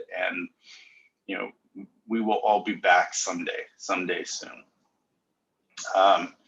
Yeah, and I pretty much said all that I wanted to say. I wanted to say thank you for all the hard work that our teachers and our CSCA staff have done in preparing for coming back to class and getting this roadmap done, as well as our administrators, because it's going to be, I think, a challenge for us as the governor's plan has us in a tight time frame. Thankfully, we've got a plan put together pretty much.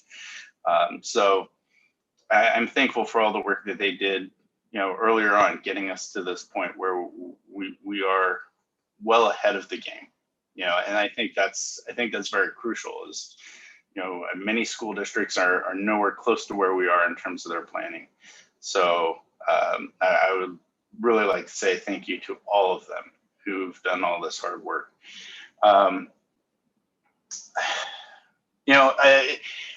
As the New Year's rolled in, I was really hopeful that, out with the bad, in with the good, and, see you 2020, peace out, right? Glad to be rid of you. And then 2021 rolls around and hasn't started off great. And I'm really disappointed in the way our country has reacted in some ways to the changing of the guard, which is a time-honored tradition. Every 4 years, we go through an inauguration, we go through an election process. And I was very disappointed at the insurrection that we saw at the Capitol on January 6th. That was, in my 50 years of being on this planet, I've never seen anything like it. And the one thing that kept popping up in my mind was, what if that had been Black Lives Matter, right? What if that had been Black Lives Matter? There was only 13 arrests that day, at that time. Would we have seen the same thing if it was BLM? I don't think so. Would they have been prepared the way they were? I don't think so. And it just kind of shows that how much more we have to go in order to get to a place of understanding. It's a struggle for me. And it was, for someone like, Jackie and I, who work in, the hallowed halls of Capitol buildings, to see something like that happen into an institution that I've kind of held up as my Mecca, right? It was really, it was a struggle. So I just wanted to say that I hope we can do better as a society, do better as a country, and come together and show the better angels of our nature. So, and with that,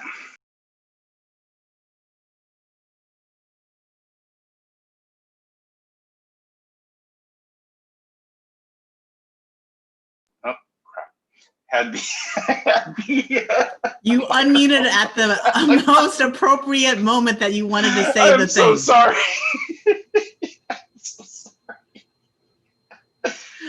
Okay. Thank you for catching that. Yeah.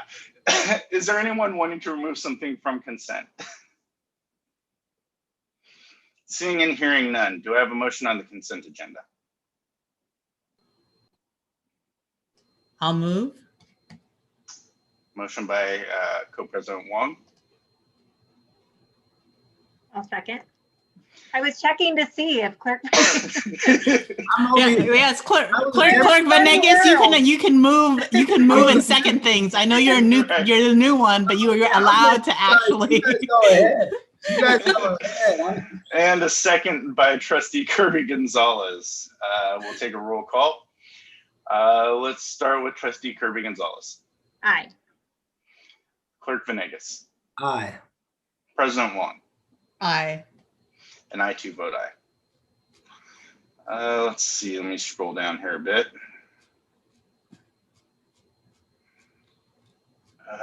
We are on action items. Approval of the addendum to the Memorandum of Understanding between Washington Unified School District and the California School Employees Association and its Riverview Chapter number 168 with regard to the COVID-19 pandemic and return impacts and effects during the 2021 school year. Norma Gonzalez, Interim Associate Superintendent of Administrative Services. Hello. Hi. So this action item pertains to when we went into school closure based on the California Regional Stay Home Order and Yolo County restrictions on December 6th. We immediately contacted and worked together with CSCA and worked on the addendum, and didn't take long. Again, celebrating the partnership that the district has with the association, particularly in this case with CSCA. So the MOU attached to this item is coming to you for ratification with your approval. All right. Is there any questions or discussion? No? Just Is thank there any everyone. public comments? Oh, sorry. I just wanted to thank everybody's hard work on it. It's never easy, negotiations and all, right? Especially during the holidays. So just really wanting to appreciate that. Thank you, and I concur. Yeah, negotiations are never easy. Yorgos, is there any public comments? No, we have no requests at this time. All right, well, thank you. I will entertain a motion. Clerk motion. You know what's okay. I used to get in trouble for talking a lot in schools. I hesitate. I just wait now. I'm like, no, so yes, I motion. Second. Moved by Clerk Venegas, seconded by President Wong. I will start with Clerk Venegas. Aye. President Wong. Aye. Trustee Kirby Gonzalez. Aye. And I too vote aye. That Thank measure is adopted. We're moving on to Q2, approval of the adoption of Resolution 2021-24, certification of signatures. Norma Gonzalez, Associate Superintendent of Administrative Services. Yes, as required, and in light of the changes that we've had and the welcomed addition of our new superintendent, the county office does require that we submit a new signature, a resolution of signatures for the district. So the resolution of certification of signatures is attached and pending board ratification. With your approval, we respectfully request. Thank you. Does anybody have any questions? No? Seeing and hearing none. Public comment? Seeing and hearing none. No public comment. Motion. All right, motion. I'll move because I think Clerk Venegas has to sign it. Like it's his signature. And is there a second? I second that. All right, moved by President Wong, seconded by Clerk Venegas. I'll start with Trustee Kirby Gonzalez. Aye. Clerk Venegas. Aye. President Wong. Aye. And I too vote aye. That measure is adopted. Thank you. Okay, Q3, let's stay here.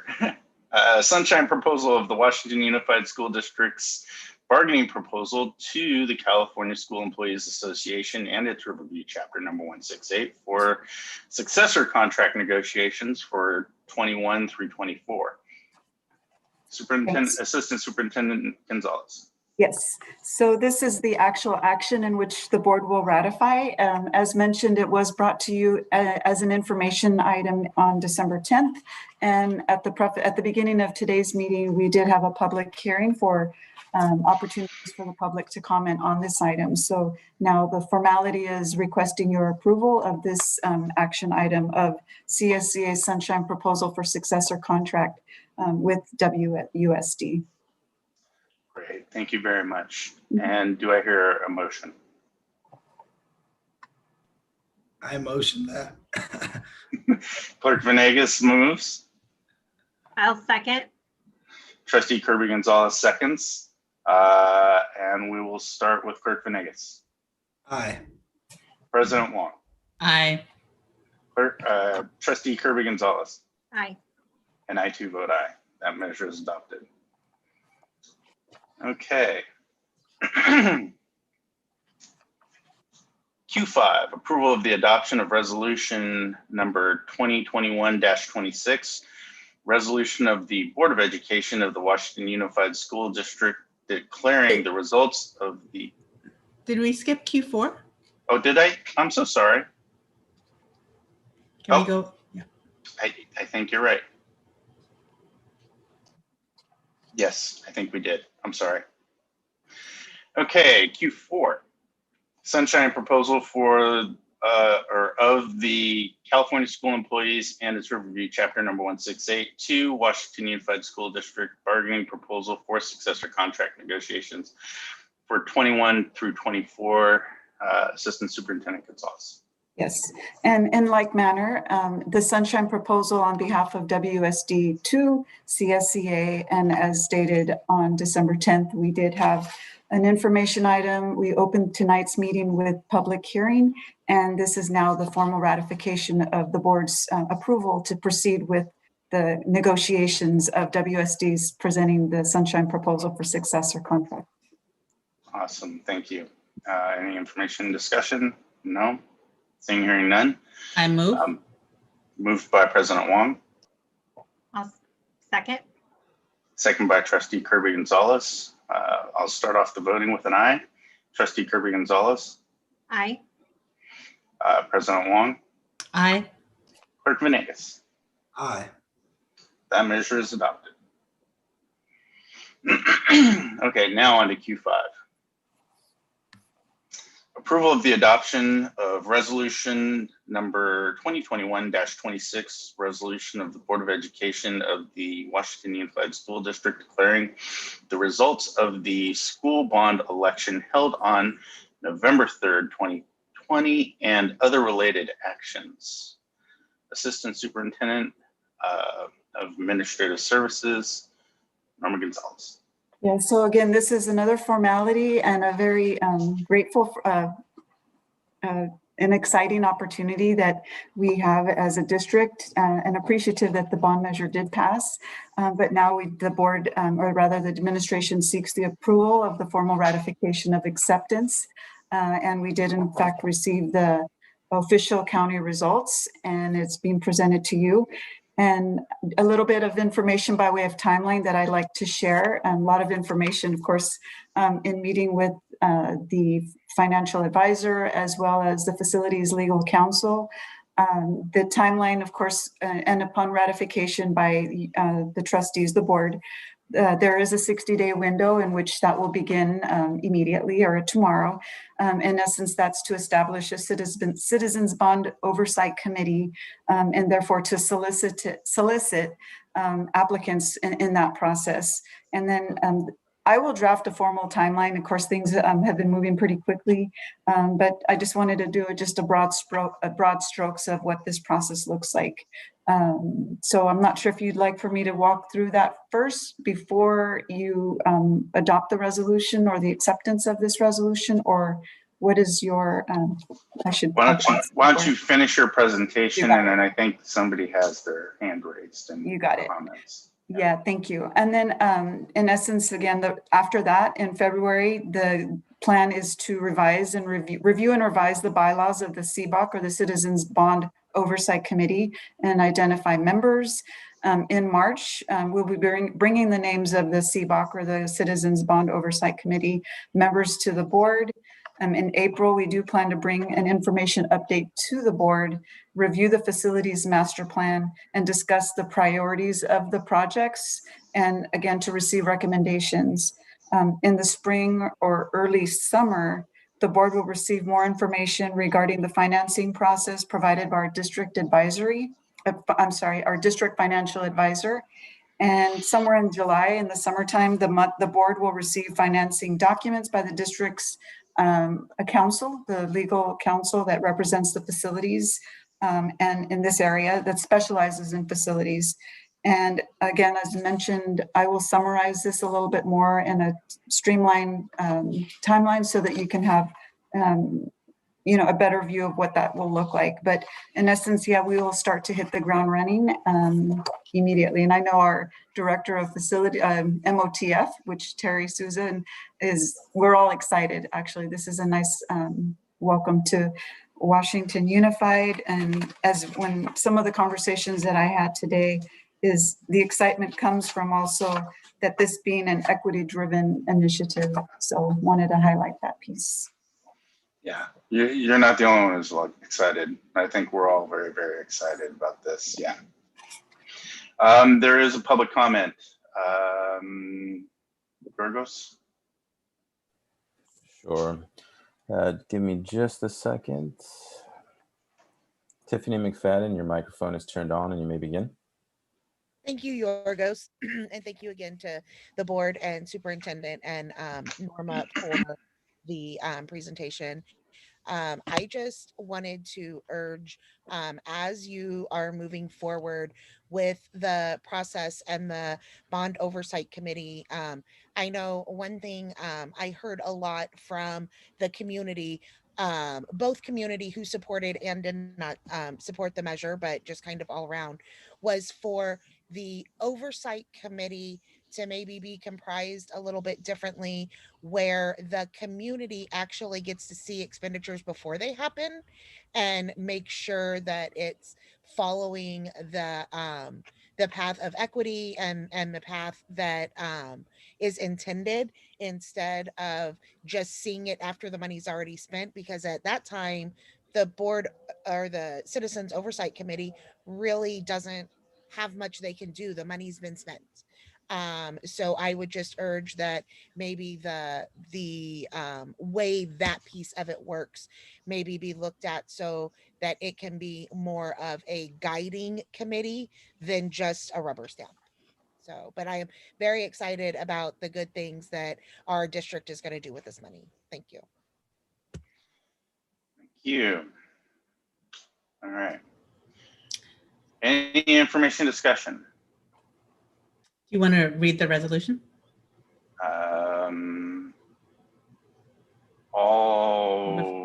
Okay, that's the, 2021-26. Hang on, I'm pulling it up. Oh man. Can somebody else read it? It's not pulling up. Yeah. Can you read the resolution? Resolution number 2021-26, resolution of the Board of Education of Washington Unified School District declaring the results of the school bond election held on November 3rd, 2020, and other related actions. Whereas a general obligation school bond election, the election was held in the boundaries of the Washington Unified School District, the district, Yolo County, State of California, on November 3rd, 2020, called under the authority of the district's resolution number 20.21-01, the election resolution, along with an order calling the election, which was duly approved, passed, and adopted by the district's Board of Education, the board, on July 9th, 2020. I'm just reading the quotations. I know. At the election there was submitted to the electors of the district the measure of incurring a general obligation bonded indebtedness to the district as hereinafter set forth Measure Z. Whereas the registrar of voters of Yolo County, the registrar, has duly canvassed the returns of the election as required by law and the board's election resolution. Whereas the registrar has also filed with the board a statement of all votes cast at the elections showing the whole number of votes cast in the district and the whole number of votes cast for and against Measure Z in the district. in each of the respective consolidated election precincts therein and by vote by mail voters.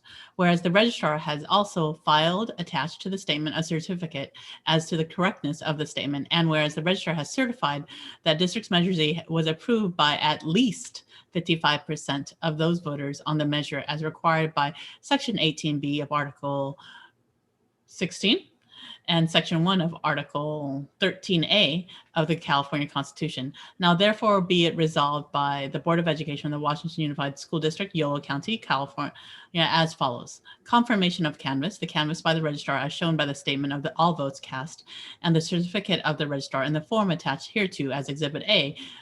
The certificate of election results is hereby ratified, confirmed, approved, and entered upon the minutes of the meeting of the district's board. You always give me the long ones, don't you all? I'm so sorry. Article 1 bond measure. At the election, the following measure of incurring bonded indebtedness was submitted to the electors of the district. Measure Z, to protect quality education with local school improvement funding, shall Washington Unified School District adopt a measure upgrading classrooms, internet access for science, technology, engineering, arts, math instruction, upgrade schools to meet academic safety, disabled accessibility standards, bring all schools up to the same standard, and repairing, upgrading, deteriorating roofs, plumbing, and electrical. By issuing $150 million in bonds, $8.5 million annually, 6 cents over $100 assessed value while bonds are outstanding, with citizen oversight, funds used only to improve local schools.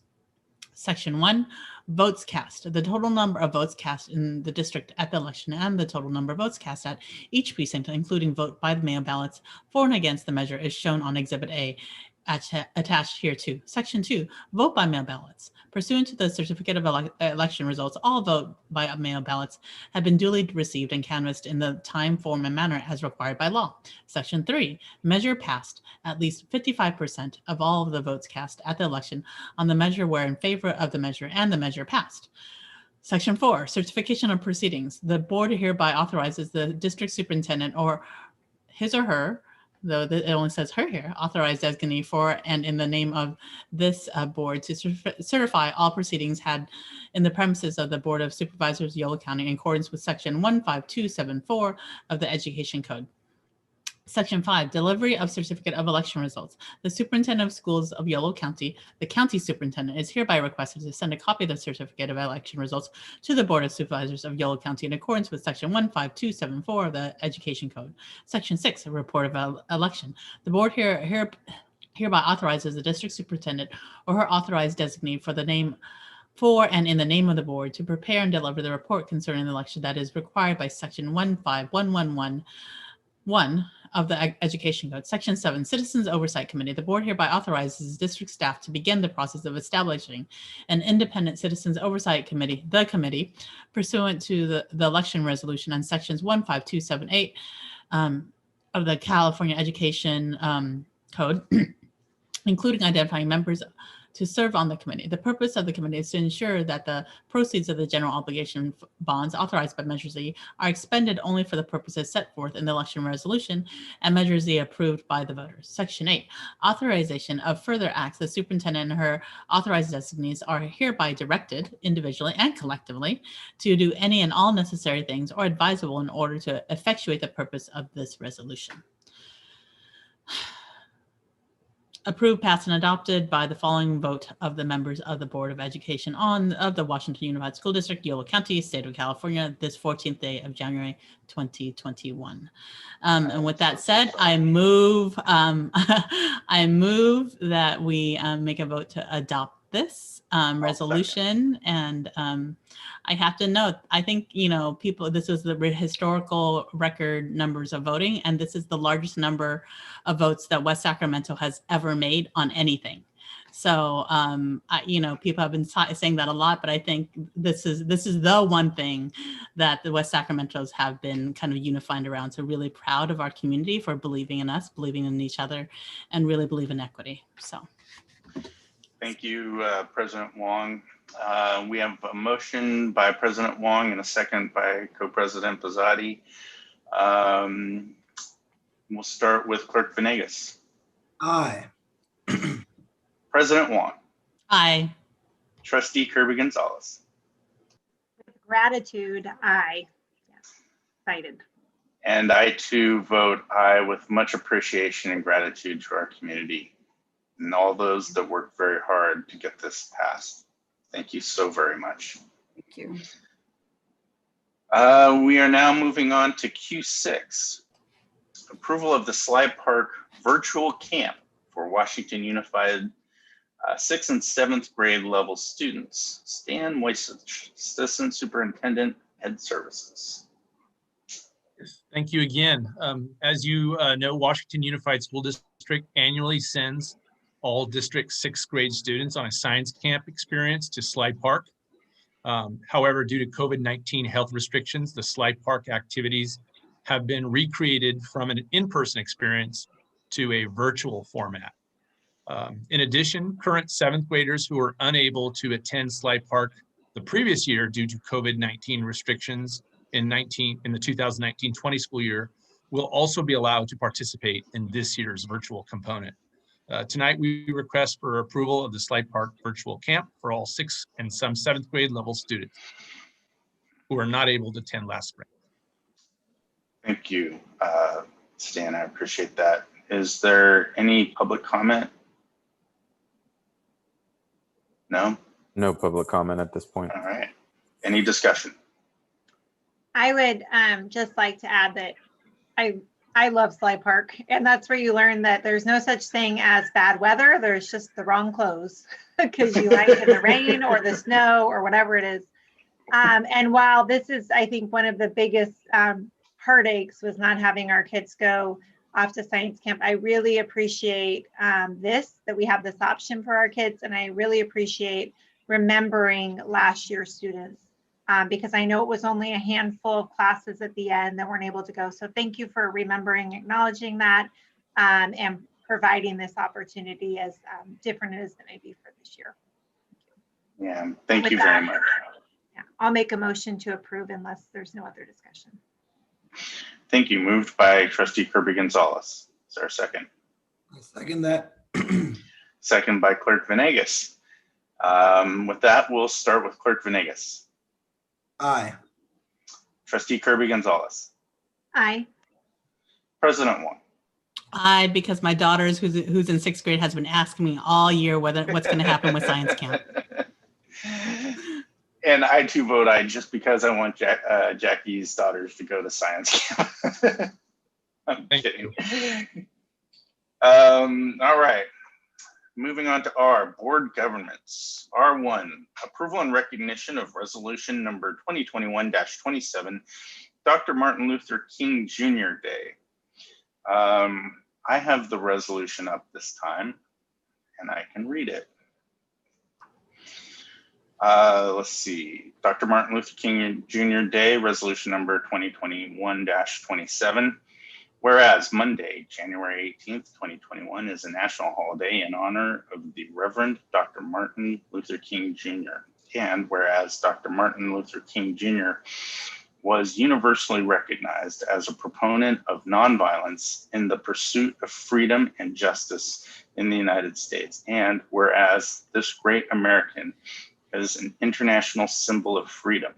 And whereas his dream was of America as a country without prejudice and bigotry, where people would be accepted based on their actions and not on the color of their skin. And whereas Dr. Martin Luther King Jr. firmly believed that the road which led to justice, equality, and a new sense of dignity for millions of Black people opened for all Americans a new era of progress and hope. And whereas the celebration of his birthday reminds all of us to ensure that we preserve a nation that practices equality for all, therefore be it resolved that the Washington Unified School District Board celebrates January 18th, 2021 as Dr. Martin Luther King Jr. Day, and that all schools be encouraged to celebrate the life and legacy of a man who brought hope and healing to America through curriculum and activities at the school. And passed and adopted by the Washington Unified School District Board of Education on this day, 14th of January 2021 by the following vote. Is there any discussion? None here. I Okay. move when it's time. Motion by President Wong. Do I have a second? I'll second. We'll start with President Wong. Aye. Trustee Kirby Gonzalez. Aye. Clerk Venegas. Aye. And I too vote aye. Moving on to future board agenda items. S1, Policy Subcommittee Dress Code Discipline in a Virtual Environment. Are there any items that people would like to add to the agenda? I think there were a couple that Trustee Kirby Gonzalez have added, but also just the board discussion and then our board retreat. And then there were a couple of things, if we want to look in the past, we should have pulled them up. But am I missing anything else? I feel like something else may have dropped off. There was the mom's demand action. We did that, I had thought. Yeah. Oh, okay, that's right. You're right. I'm sorry. So at least the budget discussion that Trustee Kirby Gonzalez had raised, as well as the I'm drawing a blank. The board governance or retreat. Board governance. The retreat sounds much better, but I don't know. Right. We're a little limited on how exciting the retreat really gets to be. So. Right. Lions, peacocks, and other things. Oh my, and bears. Yeah, we're gonna ask that doesn't happen this Owls. time. I like it. I could see President Pizzotti in his peacocking moments. I'm like, oh, peacocking. Notice the colors in my background. Yeah, I do. Exactly. All right. Anyways, continue. And we do have a, just speaking to the idea, and I know it'll come up later as well with the bond oversight, but we did create a facilities subcommittee. Am I correct in that, or that was still? Yes. Okay. And then with the hope that that might begin to include community members and stakeholders, is that correct? And labor. And labor. And labor. Okay. And so maybe we can have a moment when it comes to the bond conversation where we discuss that, so that even though it's a subcommittee of two, I think it's an important thing for the full board to know the names of who's there, what that looks like. Do people apply? Or they appointed? You know, how that looks maybe down the road when we have that conversation, because it is a different role than the bond oversight committee, but I do think that they are important to discuss together. Yeah, maybe Clerk Venegas and I can get together and put together like maybe an outline of you know, what we would envision, and then bring it back to the board, and then we can, I think, move forward with that. Yeah. So I guess an update on the facilities subcommittee, since it's new to us, so that'll be like that as an agenda item. We can write up like update on facilities subcommittee. Right. First we would have to meet. Yeah, first we have to meet. And yeah.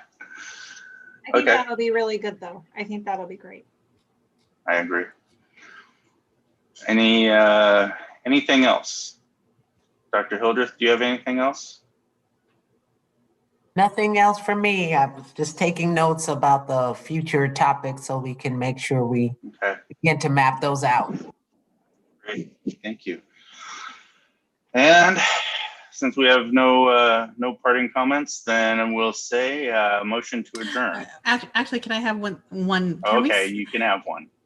Future board agenda. Can we celebrate the Southport student who won the opportunity for the national award, like next board meeting? Yes. Thank you. Yes. Yeah. It's a big deal. It is a big deal. It's a big deal. Yeah. Kind of a big deal. Oh, I do have one more too. I would like to welcome Mario Miramontes. So welcome on to the team, Mario. It's good to see you, and I only see your picture, but it's nice to know that Dr. Hildreth has support and help now. So we will be reaching out and be in touch with you quite frequently. All right. With that, do I have a motion to adjourn So moved. at this early hour? Yes. Enjoy an early evening. We have a motion by trustee Kirby Gonzalez, Second that. second by clerk Venegas. We'll start with clerk Venegas. Aye. Trustee Kirby Gonzalez. Aye. President Wong. Aye. And I too vote aye. This meeting is adjourned, and thank you for everyone for all your hard work, and we will see you in 2 weeks.